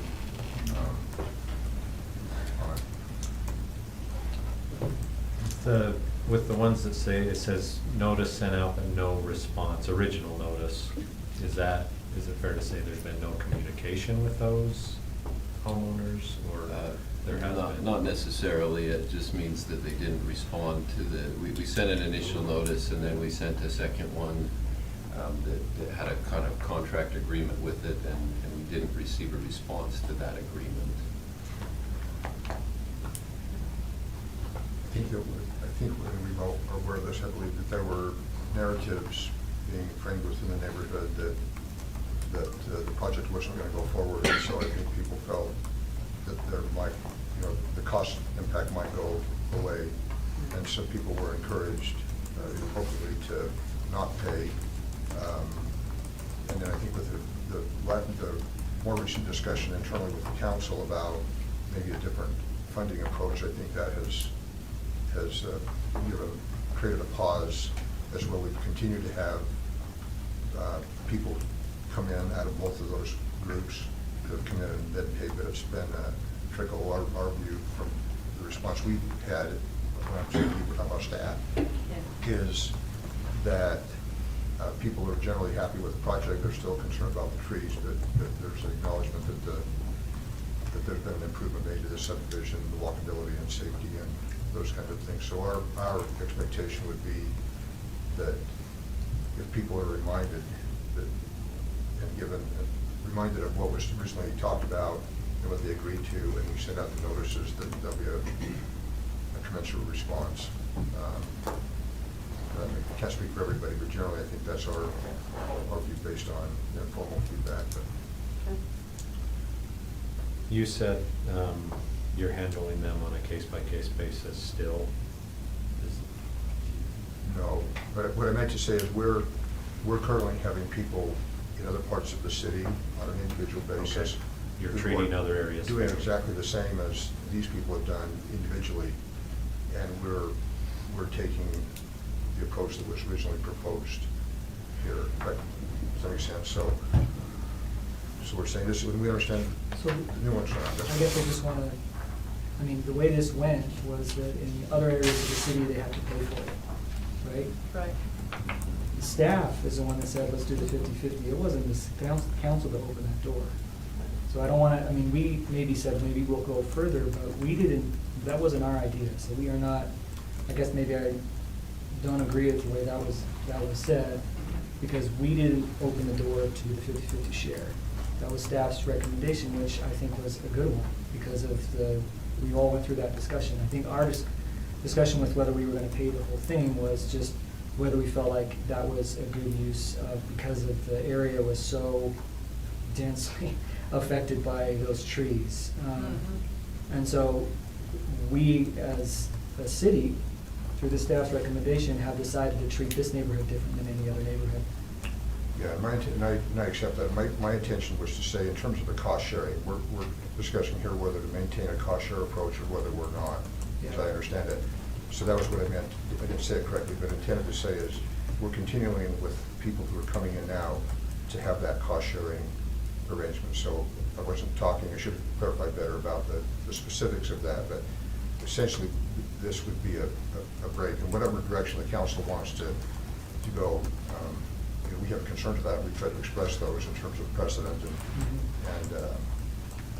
but we just like to have a decision and then move forward with it, and then we can bring closure to it and move on. Okay. Any other thoughts? Either we follow through with what your thought was as far as an additional subsidy, or I guess we just have to decide. or do you just go ahead and something else? Yeah, I think we definitely need to make a decision. Yeah, Oh, that's where we're at. no question. Right, that's what I'm saying. So where's everyone's thoughts? We told them up front, this is what we would do. Right. 50, is that right? And some responded, some didn't, but they knew what what the deal was. And 69% or whatever it was have paid or in the process of figuring out how to do it. And the other 31 are just doing nothing. Or waiting, I don't know what, you know. We're probably waiting to see if I'm they saying, kick in the send the bill additional or out not. that says this is what was agreed upon and go from there. But if you don't do anything, then why are we here? You know, I mean, we haven't not get her done and then go from there. Get her done as in you're in favor of Excuse just me. sending the letter out or? Yeah. Okay, because I think, Right. Yeah, I'm sorry. So send it. yeah. You said sending 50/50, that's what they agreed Just- to. Yeah, Same that's as what what, it That's is. fine. that was Yeah. the deal, so, you know, yeah. Okay, anybody else want to weigh in there? I'm okay with sending the notice out as long as there's some grace. I know some people are in hardships and you don't know what their circumstances are like, so if the city's willing to work with individuals on a payment plan, on whatever, Yeah. to get them, And- to and make it whole. Wasn't that the agreement before, that we would work with them? There was Even a though date- they there was a certain date There was a set date for that they were everyone. supposed to, you know, but I don't mind extending the date and saying, hey, but we have to do something. We can't just do nothing. I agree, I agree, and my main concern is the almost 70% that have already paid, so if we did go in and then foot the rest of that bill, and just coming up with, you know, just the extra admin costs that go along, reimbursements and all of that, I think that's, you know, and I appreciate Zach for stating your point earlier, because that was my, you know, thought as well.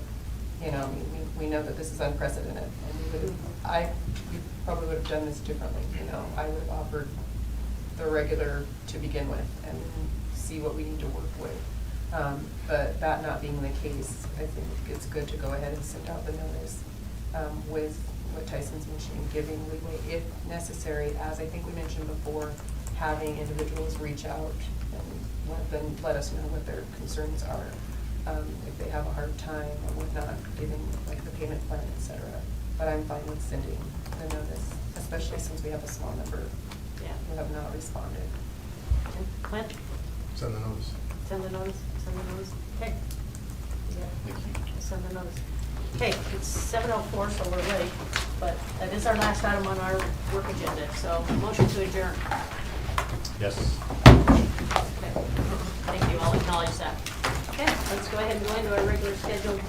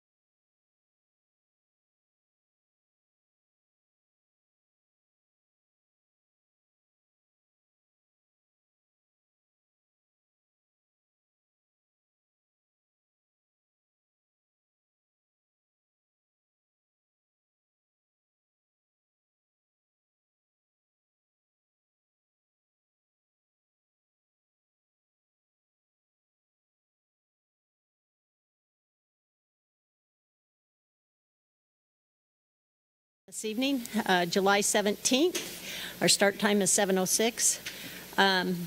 Again, thank you for being here, and we want to make an additional acknowledgement here. We have one of our student council members with us, Lydia Garza. And Lydia, what's your position with the council? Okay, all right. I know you have in the past, so I just wanted to make sure. But anyway, we love to have our youth participate in the process so that they get a good feel as far as what really goes on the governmental side, even though they try to duplicate our process as well. With that, though, we start every meeting out with a prayer and a pledge. And once again, we take turns up here. So tonight, I'm going to turn the time over to Councilmember Zach Bloxam. Thank you, Madam Mayor. I'm going to offer the prayer, and then we're going to stand, and I'll help us recite the pledge. Our Father in heaven, we're grateful for the many blessings that we've been given. We're grateful to meet together as a legislative body of the city and with our friends and neighbors and citizens. We're grateful for the freedoms we enjoy. We ask you to please bless us as we discuss the things that are going on in the city and the issues that we can discuss, and help us to be guided and directed to the things that would be the best for those with whom we have stewardship. We're grateful for all the freedoms that we enjoy. We're grateful for living in a great city, and we ask you to please bless those employees of the city who diligently help discharge their duties, and please bless them and their families.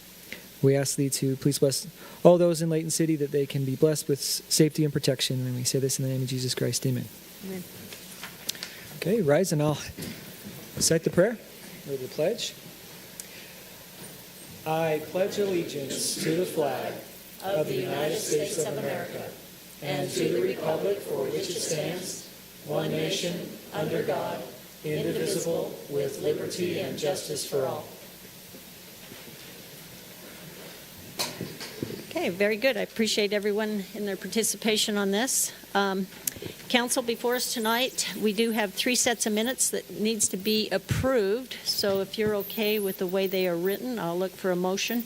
And if you could, go ahead and state the meeting and the date.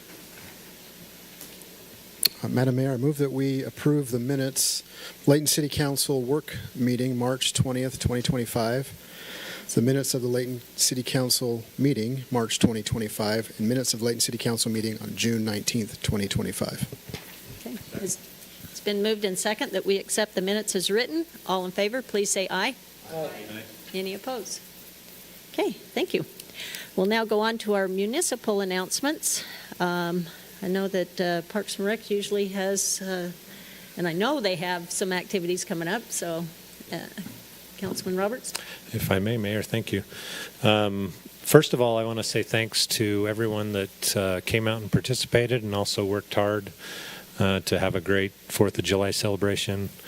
As always, Parks and Rec Department were in full swing working and probably already started planning next year's events. So thank you to all the city employees that made it a great, safe environment, and for the community for coming out. And even amid a pretty severe thunderstorm in the afternoon, we still had a great celebration in the evening too. So thanks to everyone that participated. Coming up next week, we have the 24th of July, another great day here in Layton. There's a schedule of events on the city website. Starting early in the morning, if you'd like to come and participate in the chalk art display as part of the Heritage Museum Pioneer Day Jubilee. You can register on the Parks and Recreation part of our website. I believe if it's groups under 12 years old, they can get a fee waiver, so there's no charge for that. Other groups, $15 for that. And then in the evening, there'll be a food truck rally, 5 p.m. to 11:45 p.m. The free concert at the amphitheater here, Riders in the Sky, at 7 p.m. And then we will have a great electric light parade down Wasatch, I guess up Wasatch Drive, starting at Wasatch Drive and Gentile Street, and then traveling to Layton Commons Park, where we'll have a dance party in the pavilion, the big pavilion. So, additionally, this Friday evening, 5:30 p.m. to dusk, we'll have Layton Fest here in the Layton Commons Park, and so food trucks, entertainment, games for the kids, and I believe DAC has there's a movie at 7 p.m. Dungeons and Dragons, if I'm correct. So a lot of fun activities, and appreciate the community's support, and come out and celebrate all these great events with us. And the movie in the park is a free event as well. Okay, anyone else? Which one? Okay. Just, I need you to help me remember, there was a owner, a vendor who wants to help do some sponsoring for our electric light parade. Oh, sweet. And I keep forgetting. So remind me so I can give his name to you and to Dave, so that they can participate and help us out. All right, that's good. Okay, Councilman Thomas? Since I had no part in this, I can pass along the accolades to the council and the mayor. You guys were out walking around handing out popsicles. I was driving a truck, air conditioned. Yeah, I felt sorry Eating for you. popsicles. Yeah, and eating the popsicles. That's right. But I think that shouldn't go unnoticed. There was a lot of volunteers. The youth council, you guys killed it. I mean, Yes. you know, and I was right behind everybody watching. I thought you guys did a great job. And I was thankful that I was watching. So, but along with that, August 2nd, we have a Sub for Santa concert, and that goes to support the Layton City Victims Advocate. The money goes to them for the Christmas for the families that are in need. And so that's August 2nd at 7 o'clock, concert in the amphitheater. So come and have some fun. Costs $5. That's a donation.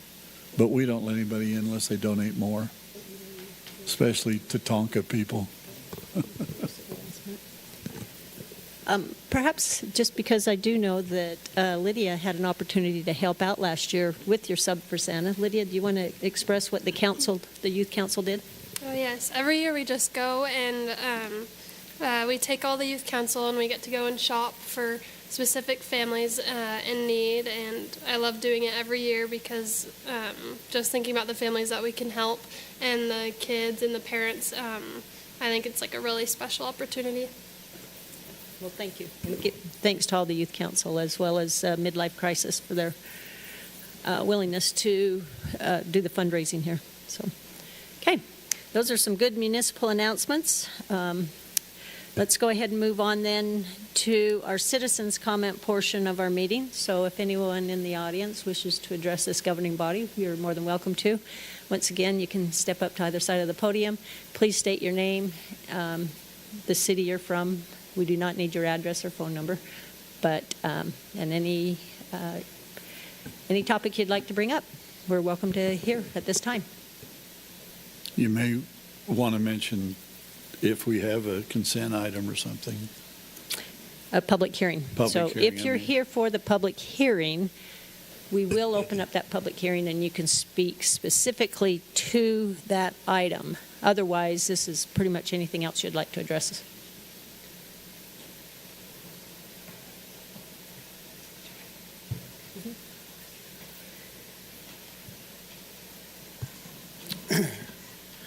Mayor Petro, City Council members, my name is Steve Furstadt. I'm the little-known graffiti czar in Layton City, and I just took it upon myself to clean up. And there's very little. I usually run 3 miles down Fairfield and back, and so I wanted to report what I've been doing. There are about 30-some tags on the vinyl fence between Smith's and the junior high school on the west side. So we had a friend from the Philippines and came and cleaned all those up. Also, there's a marquee in front of O'Reilly's on Gordon and near Fairfield. And so that was an easy one. I'm not too tall, but I could reach that one. And so, but what I wanted to suggest, I'm just usually running in that area. If there are other graffiti that is known, maybe the city can maybe even put a blurb in the newsletter. If there is some, contact the city and pass it on to me. I'll be glad to go out and clean it up. But I think it's kind of like the broken windows policy. Once you get graffiti started, it really detracts from the city. And so I'm glad to do it, no matter where it is in Layton. So thank you. And yeah, I hope to hear from some, maybe Public Works or some can pass it through to me. Thank you. Hold on. Do you just do this out of the kindness of your heart? There isn't much of that in me, but yeah. Okay, I get it. Yeah. Serious. Yeah. Oh, I love the city. We've lived here 40 years. Wow. And No, I mean, give me you your know, last name. I got the first one. No, last name's tough. It's Fershtutt, Fershtutt. And I think if everybody does a little bit in the city, makes things a lot easier for all of you too. Yeah. Oh, yeah. I No, just have to say thank you on behalf of all of us Yeah, up here. I- To Oh, be sure. able to take something on yourself and, help beautify the city. I Yeah. mean, that's really what we'd hope all residents would do, is really take ownership and go that extra mile to kind of keep things cleaned up and nice. I mean, that's really what really our hometown hero is all about. Yeah. Well. So I just want to say thank you, because that's we need to acknowledge that and Oh, you're tell you welcome. personally thank That's you for good. doing that. It's a great city, Layton. Okay. Love being here. Well, I Thank hope it rubs off. All you do. Yeah. Thank you. Okay, thank you. Okay, is there anyone else?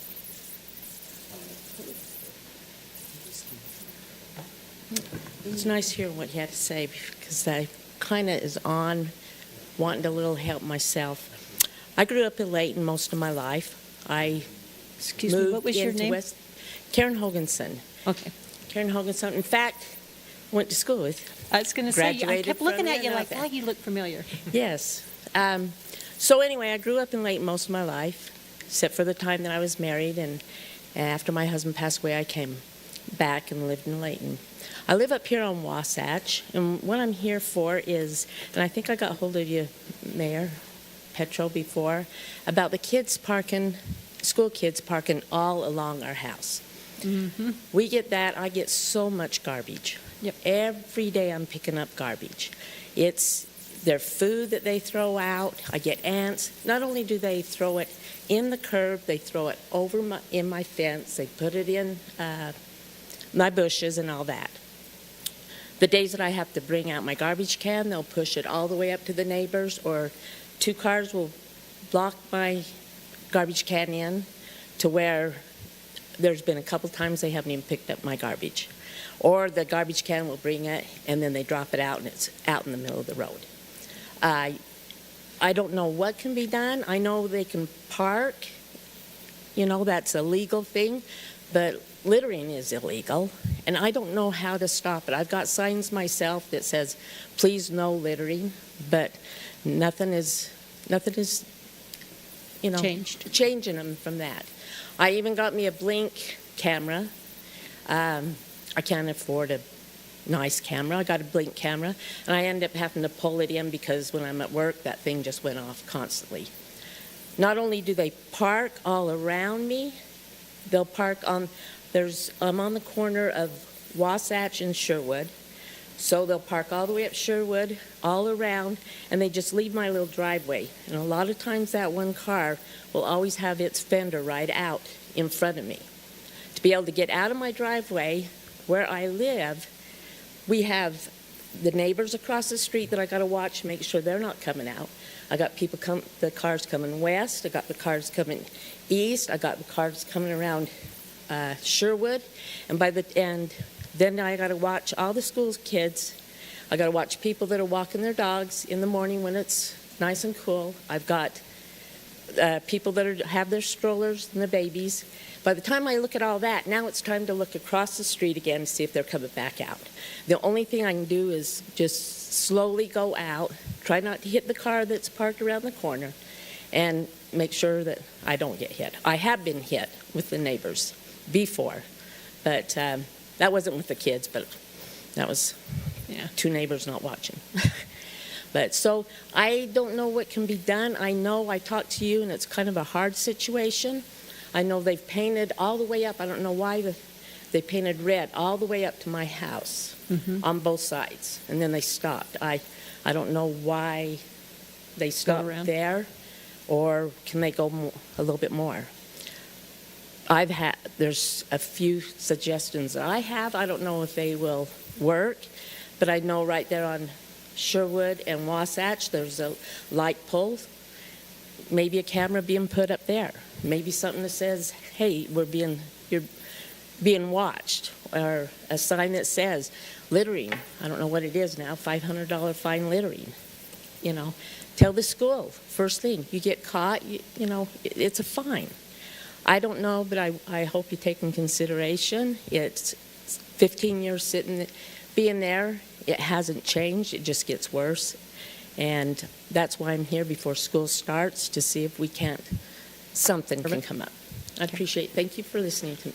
Yeah, no, thank you very much. And I know it is an issue. And, you know, we did have a gentleman that was willing to pick up the trash, which all of us know here was Tommy Tudor. And he did try to kind of help get this under control. But and certainly he's not able to now. But I think it's something we definitely need to look at. I think once the kids knew that something was watching, it did stop that much. Yeah.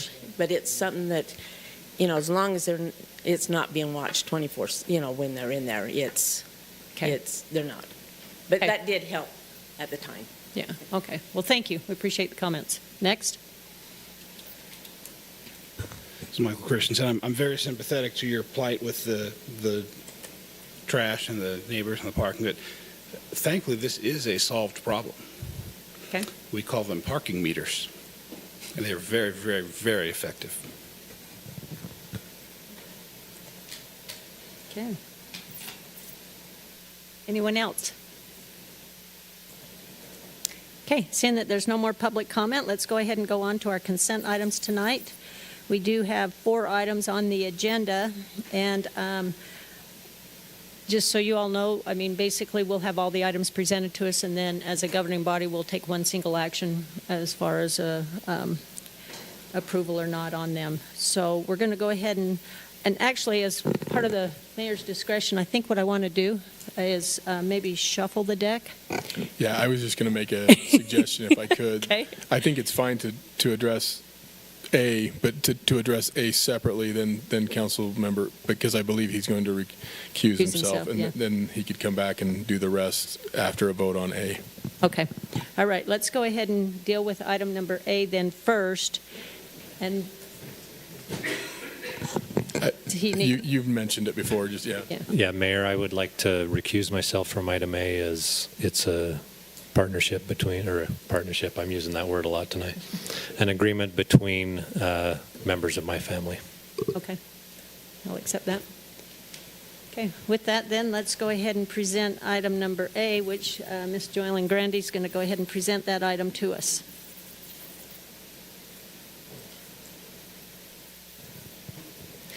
Well, good evening, Madam Mayor and City Council members. It's a pleasure to be here this evening. We're here to talk about the extension of the Case Creek Trail.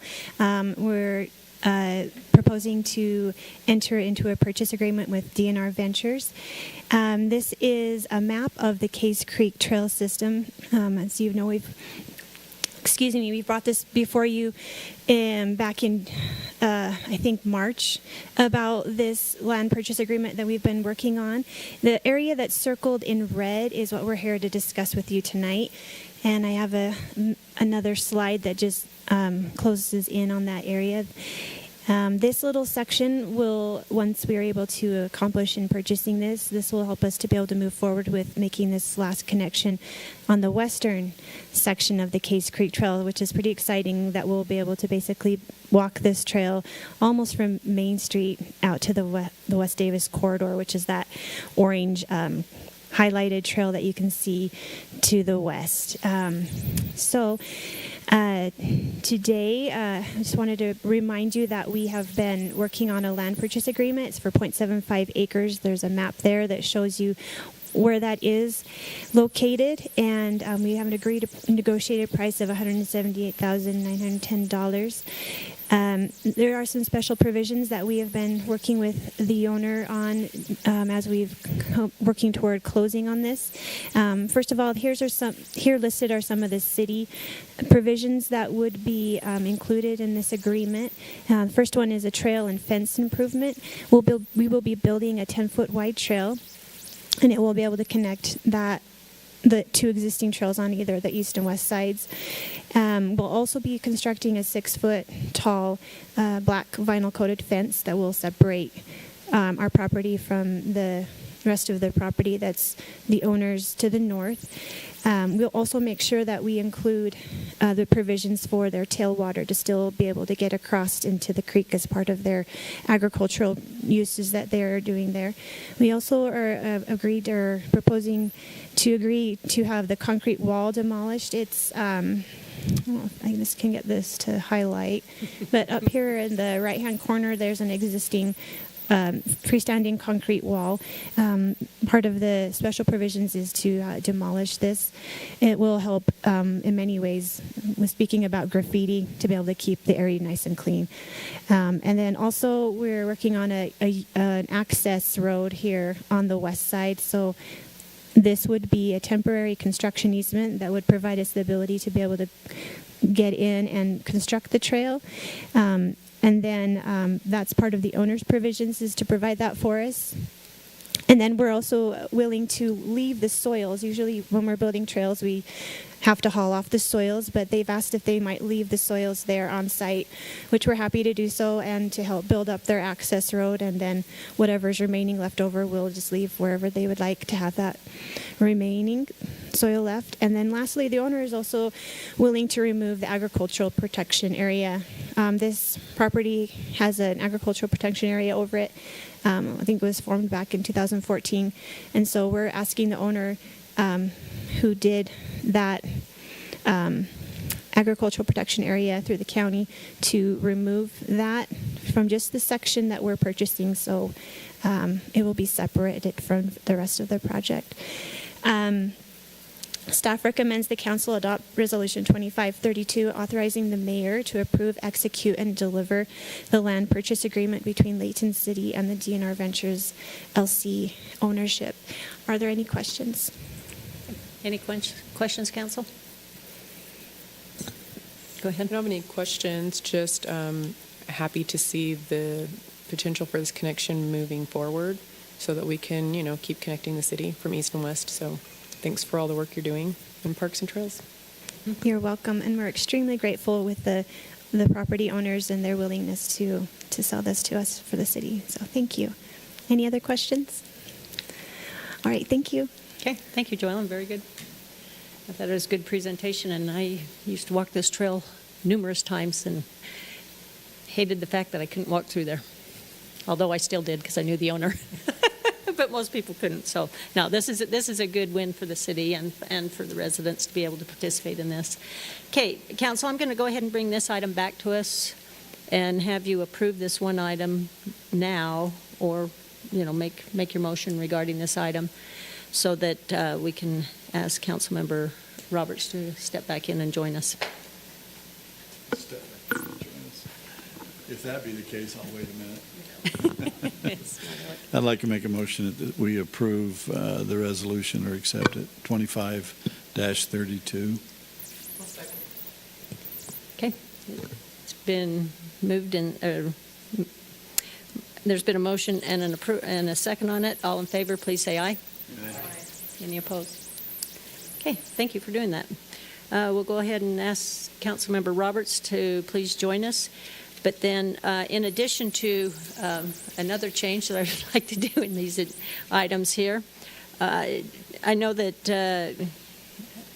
Mr. Drake, you have 2 items on the agenda, and being that we have to vote on these things all at once, I would probably entertain the fact that have you present both items, and then would have Mr. Jackson present his item. Yep, happy to. Okay, let's do that then. So we'll continue with item number B, and Clint Drake is going to go ahead and enlighten us on the. Thank you, Mayor. Item number B on the consent agenda is just a simple amendment to a resolution that you already passed. In reviewing the resolution, we noticed that there was there was some calculations on dates that needed to be done, and there was a 1-day error. So we've made that correction. That's the only thing that's been amended on that. We just recommend that be adopted. That's just to comply with the law regarding the ramp tax resolution that you already passed. With regard to item D, that's approval of a lease agreement for the Davis Arts Council. That we had a discussion about that in the work meeting, so I'm not going to go into detail. That's just a simple temporary, for the public's benefit, that's a temporary lease agreement that would allow for the Davis Arts Council to occupy a portion of our basement in the City Hall, City Center here for a term of 5 years. The council, based on the direction that I got, is comfortable with the approval of the agreement, subject to a couple of items that will need subsequent direction on, and that's just simply the lease rate, the interest rate on late payments, and the hourly rate on IT services provided, if any. And I do have recommended language for a motion that I can either give to you now or I can give to you at the time of the motion. If I give it to you now, then you could just simply adopt as I stated. That's the way to do it. Okay, so when you make your motion, it would just be a motion to approve Resolution 2540, approving a lease agreement for the Davis Arts Council to lease a portion of the Layton City Center, subject to the Layton City Council providing additional direction regarding paragraphs 3 and 8 regarding lease amounts, interest on late payments, and IT services. Oh, I'm so glad you did that. Thank you very much. On Welcome. behalf of the council. I'd like to move what he said. We got one more item. We got one more item to present, though, first. We'll just be clear that when... Unless, did you guys have any questions on either one of those items, though? You may have another. Okay. I didn't have any questions. I just wanted just a slight comment. Can I make that? Sure. So just a comment about the lease agreement for the Davis Arts Council. There was a robust discussion in the work meeting, as was mentioned already. So for the public who was not there or did not watch, you can watch the replay.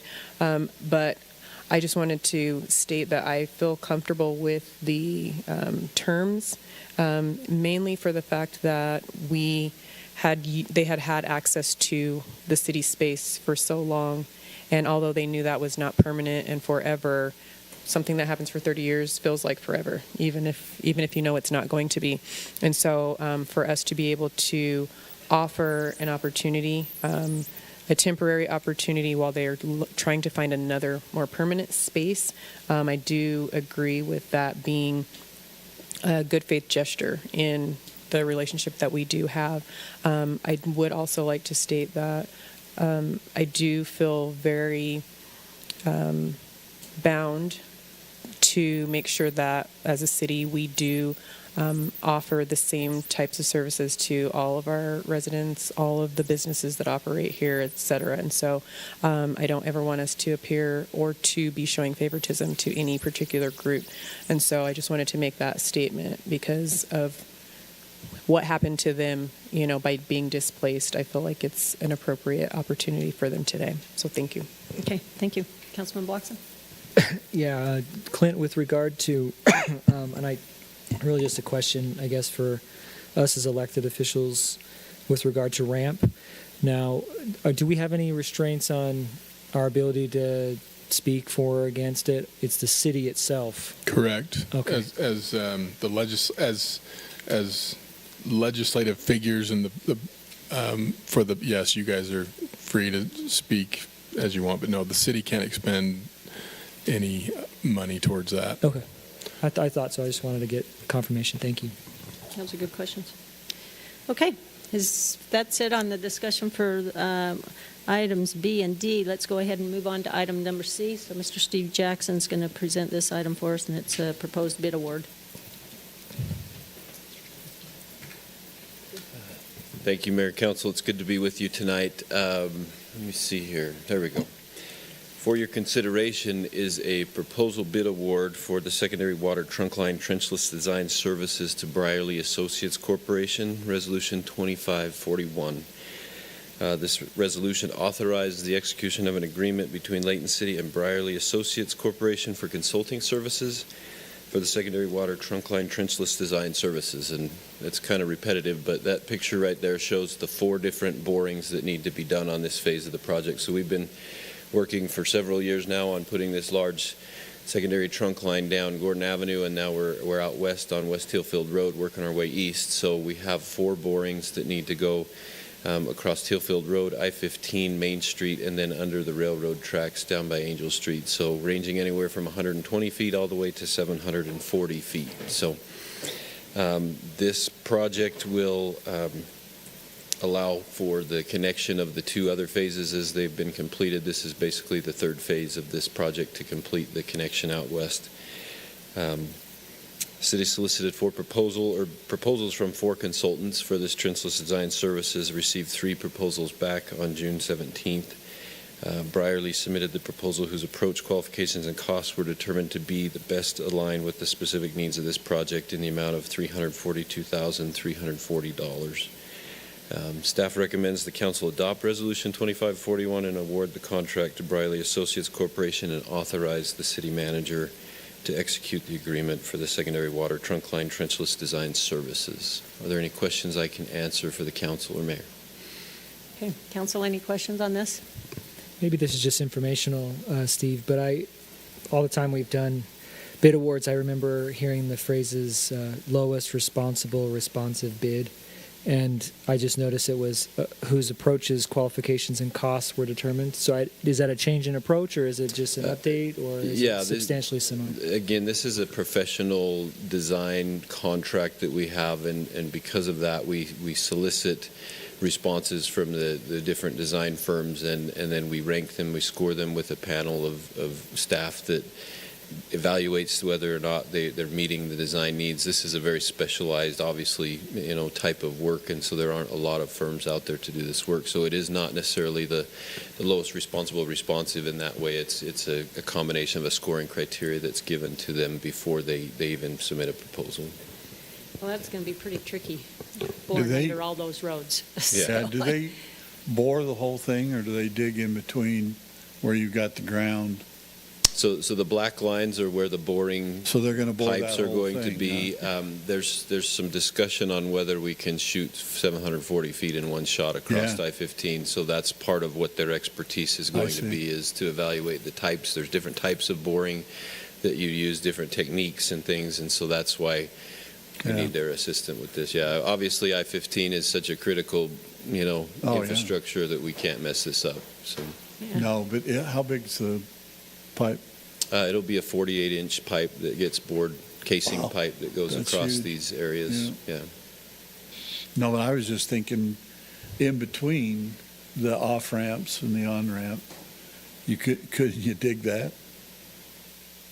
No, we wouldn't dig it. There might be availability to put like a pit in the middle of the off-ramp here. Oh, just to check we it, need to make work with sure. UDOT to Okay. get approvals for that, but part of the approvals with UDOT is to evaluate the different techniques and methodologies to see what would be Right. the most What's successful. going to work? Yeah, okay. Okay, any other questions? Go ahead. Madam Mayor, so to piggyback on Councilmember Bloxham's question, normally also we'll get the other bids and see kind of what they were. This was a designer professional contract, so we know that there were a lot of pages. Just wondering, did you also receive the other 2 full packeted proposals, just like you got for Brierly? Yes. Yeah, we did receive those, and again, we evaluated them and Went through the scoring. went through the scoring of those. We just included the one that we felt was the appropriate one, but we have those if you're interested in looking at them. Appreciate it. Just we're used to seeing, and I always ask how many bids were out. So I appreciate, you putting out multiple bids and then, really taking the time to evaluate which is the best, what's going to work best for this project. So, I mean, that makes a difference. It's a lot better to have 3 or 4 than to just Yeah. have the one. So thank you. Yeah, thank you. Okay. Additional questions? Just a comment, Mayor, if I may. Sure. Uh-huh. We heard today, the governor has a press conference that the entire state's in moderate to, it's all drought situation throughout the state. And we've been in a drought situation for years now, but more specifically these last few years. And this project has, from the time I've been on the council, has been probably one of my most favorite things that we're doing to help conserve culinary water for the future residents of the city, and connecting reservoirs and figuring out the case, whatever, the irrigation company, and then connecting the reservoirs. And we're working on that currently, and now we're working west and we're coming east. This is just grateful for the expertise, the professionalism, sticking to this part of the water master plan, again, into the future, to make sure that we conserve culinary water, so that we use secondary water out west and again, conserve that water. So I just applaud this effort once again, and proud to be a part of this and this vision. So thank you, Steve, and to the team and to others that aren't here. Just thank you, and keep going. Oh, thank you, guys. Councilman Roberts? I was just going to say I learned a lot about subsurface directional drilling in our packet. It looks very specialized, but I'm always a proponent of keeping our money local, and I notice a lot of their examples are out of state, and they're an out-of-state company. Were their bids in state, or is it so specialized there's not that many? There is one company that does this work in state, but in order to have enough people to bid, we had to look out of state for this type of work. Right. Okay. Yeah. I appreciate it. Well, I got to say, I'm just glad that we got more than one bid, because there for a while we were only getting one bid. So that's good, seeing it pick up. Okay, any other comments? Okay, thank you very much. Thank you, Steve. With that, then, Council, I'll go ahead and bring the consent items B, C, and D back to you for action. Mayor, I'd like to make a motion that we adopt consent items B, C, and D, Resolution A 25-37, Resolution 25-41, and Resolution 25-40, including our council's expert wording. Very well stated. Okay. It's been moved in second, then, that we accept the balance of the consent items. All in favor, say aye. Aye. Any opposed? Okay, thank you very much. We'll now move on to our public hearing portion of our meeting.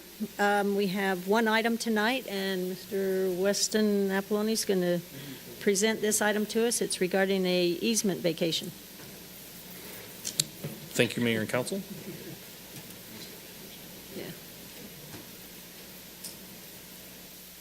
Before you tonight is a easement vacation on multiple properties.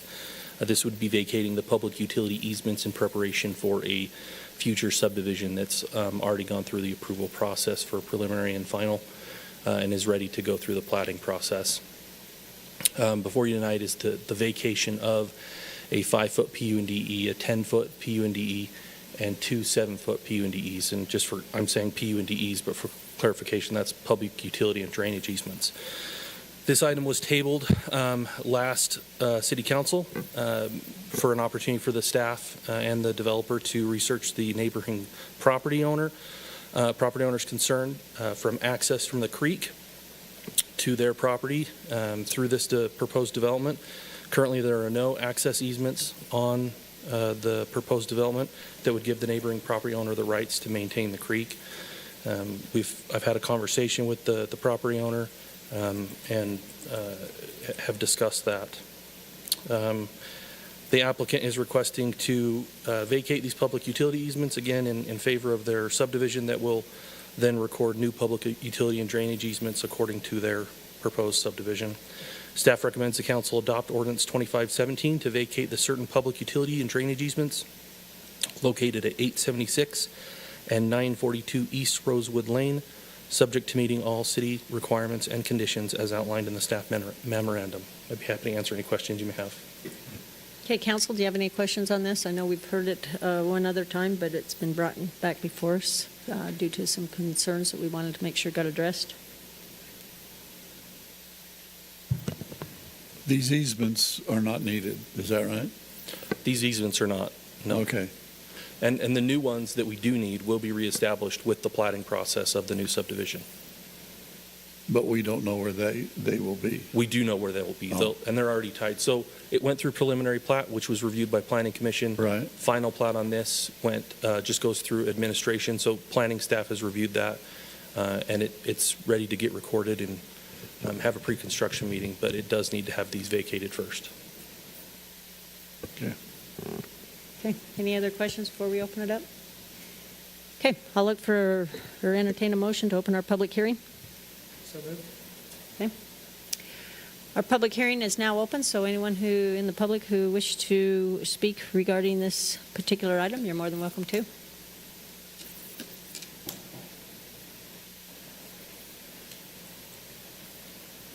Hello, I am Catherine Martinez. I am the one that requested the pause on there, so I really appreciate it. It did open lines of communication. There hasn't been any resolution as of now, but hopefully there can be some sort of resolve to the flooding. If I'm going to lose access to maintain my backyard the way I need to, I'm hoping that county, city, or developers take into consideration where the water is breaching is not on my property. So I'm trying to stop a flood after it's already coming out of the creek. So hopefully we can figure out a way to keep it in the creek, and then that would lessen the damage that it's doing to my property, which I'm going to have less ability to correct. But I acknowledge that those easements will not affect those conversations, so I just wanted to return and acknowledge that for you guys. Okay, thank you. We appreciate Thanks. that. Okay, anyone else? I'm Trek Loveridge. I live in Ogden. I'm with the developing team on this, and yeah, I've been talking with city staff and the property owner, and we're still trying to figure something out, but the lines of communication are open, and we're going to try to do our best with the constraints that we have on the property. One thing to know, in between every lot there's a 5-foot easement, so 10 feet total for flood control purposes and for the city's purposes. If there's anything that they need to travel back there, there is that ability. But we're going to work hard on trying to figure out something so the damages aren't as severe and more manageable. So appreciate your time. Thank you so much. Okay, well, thank you very much for actually opening those lines and being able to find a solution. I mean, this is really the way we want things to work. I mean, it was before this body to be able to take action. They recognized it. They postponed the decision until tonight. So, this is a win-win for everybody. So thank you very much. Any other comments? Yeah, I mean, I'll just say, Catherine, thanks for coming and sharing your information. Appreciate giving us the time. Thanks to the staff, like I mentioned in the work meeting, for just doing the due diligence, and thanks for the development team to come in. I mean, you didn't have to do that. We're going to improve these easements. I have no doubt about that. So I just appreciate face-to-face coming in and knowing and being responsive to one of our residents. So I appreciate that. Weston, forgive me, I wasn't here for the previous discussion. Holmes Creek is under the purview of Davis County Flood Control, is that correct? Correct. Do they have standing access easements on any property to get to maintain the banks and the flood? I know we've granted them access on Case Creek before. I know there are some, but honestly, I would lean towards our city engineer to answer that. I'm not quite certain. Steve, do you know if they have any access easements? This creek area is in a public utility easement, but I don't know that they have it all the way consistently up and down. But if So if a homeowner like Catherine has a problem with a washout obstruction in the creek, I'm wondering, do they have the right to get in there and maintain it? It's their job to maintain it. We so. do, specifically on that property, they do have public utility easements that they could go through and access that way. As far as up and down throughout the whole creek, how we've played that out, I'm not sure how much access they do or don't have. But so the easement that will go on the property in the new subdivision, is that part of that? Yes, that public utility easement, Okay. they could access it through that. Obviously, it's limited because it's, a 5 foot on the side yard of Sure. each, but yes. Okay, thank you. Okay. Any other comments? Just to clarify on that, so because that's public, that would be for Davis County to come in and remedy after a flood would have taken place. And so what Ms. Martinez is asking about is the opportunity to go in prior to something happening, like if she sees some drainage or, some overflow, that she could go in and kind of mitigate that in advance. This would be mitigating her individual property. So you can see on this image here, the stream. So this is Ms. Martinez's property, and the stream cuts this way. So there's a significant portion of her property that is on the other side of the creek. So she's talking about maintenance of that section of the property, and obviously flood control, but maintenance as well. Yeah, you can go back up. So from my understanding, the easements are the utilities that will be moved to the street.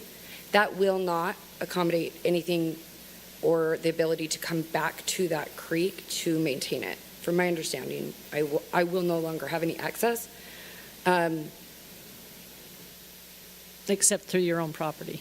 Right, which my house is street accessible. It is not from the backside. At least, there's a footbridge. People can get back there. I can't get equipment back there.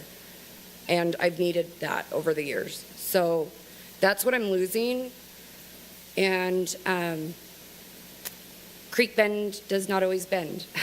As you can see up in that corner of Lot 5, where it just clips that corner of Lot 5. So instead of making that S turn at the top of that S, it just goes straight through.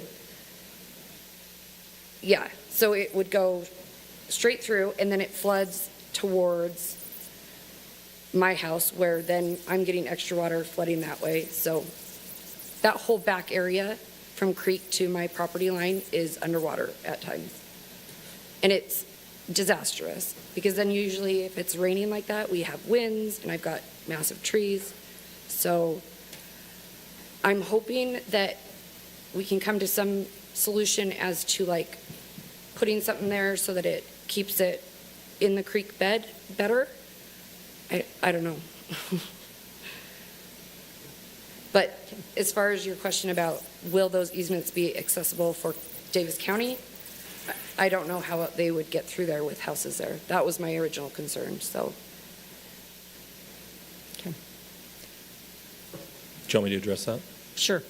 There are side yard public utility and drainage easements along the side here. You can see the dotted lines. There's a 5 foot on either side for each of these lots, and they are to serve for the public good, so the city could grant permission for Davis County to access the stream if that was needed. Okay. I think the developer pretty much stated that earlier, so thanks for the re-emphasis there. And if I could just Okay. add one additional comment, as is obvious from the discussion, it's the county that has the Right. authority and the responsibility of the flood control and maintenance. And if they don't have those easements, the Utah Code actually grants counties the authority to use eminent domain to acquire easements, so they can and should have those types of easements one way or another to protect all of the waterways within our county. Okay, that's well stated. So the county hasn't been involved in any of the cleanup or what's happening to my property. That's my concern. If Have they you reached out to them? Pardon me? Have you reached out to them? Yes. And I usually don't hear anything back. There was one time when there was flooding going on, because I think I mentioned in the first meeting that Fairfield's subdivision east of me is plumbed into there, so we were getting increasingly more water. They came out, accessed it through where I accessed it up until this development, and I just saw trucks out there, and then that was it. No one came and spoke to me, no one returned a phone call, anything. And then that's when they put the overflow at the top of 975. But again, I've had to replace my rock wall, $25,000 worth of rock. I have to do cleanup back there. That the county has not done any of that. So I'm not sure what the county easements being there would benefit me any as far as cleaning it up. Well, I think what we're trying to emphasize here is that that liability does not lie here at the city. It's at the county level. And Okay. so we just are stressing to you, please work with them and be a pest. Yeah, understood. Thank you so much. Okay.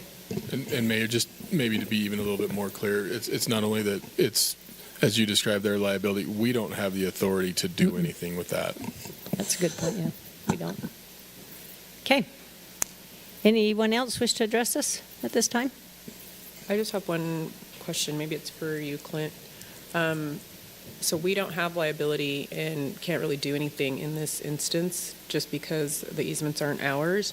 But do we have, is there anything that we can do to help facilitate a conversation with Ms. Martinez, since she's reached out to the county and she hasn't received any callbacks or any of the things? I mean, if she's experienced this for, I'm sure it's been multiple years, can we help Yes. to connect her with someone? Yes, absolutely. Okay. Will we do that? Yeah, that's probably best under maybe, well, it's whatever Alex says, but I would guess Steve in Public Works. Okay. Okay, thank you. Okay, any other questions here? Okay, if not, then I'm going to go ahead and bring it back to the council to close our public hearing and take action regarding our easement vacation. Madam Mayor, I move that we close the public hearing and that we approve ordinance 25-17 for the easement vacation for the parcel listed. Okay, do I have a second? Second. Okay, it's been moved in second. Public hearing, I'll do a roll call vote. Mr. Thomas? Aye. Okay, Councilmember Smith Edmondson? Aye. Councilman Morris? Aye. Councilman Bloxham? Yes. Councilman Roberts? Yes. Okay, there you have it. It's unanimous. Okay, that was our last item on here, unless there's any unfinished business. If not, then I'll entertain a motion to adjourn. Thank you. I'll make a motion to adjourn. Okay, thank you very much. Thank you, everyone, for joining us this evening, and we hope to see you on the July 24th holiday. Thank you.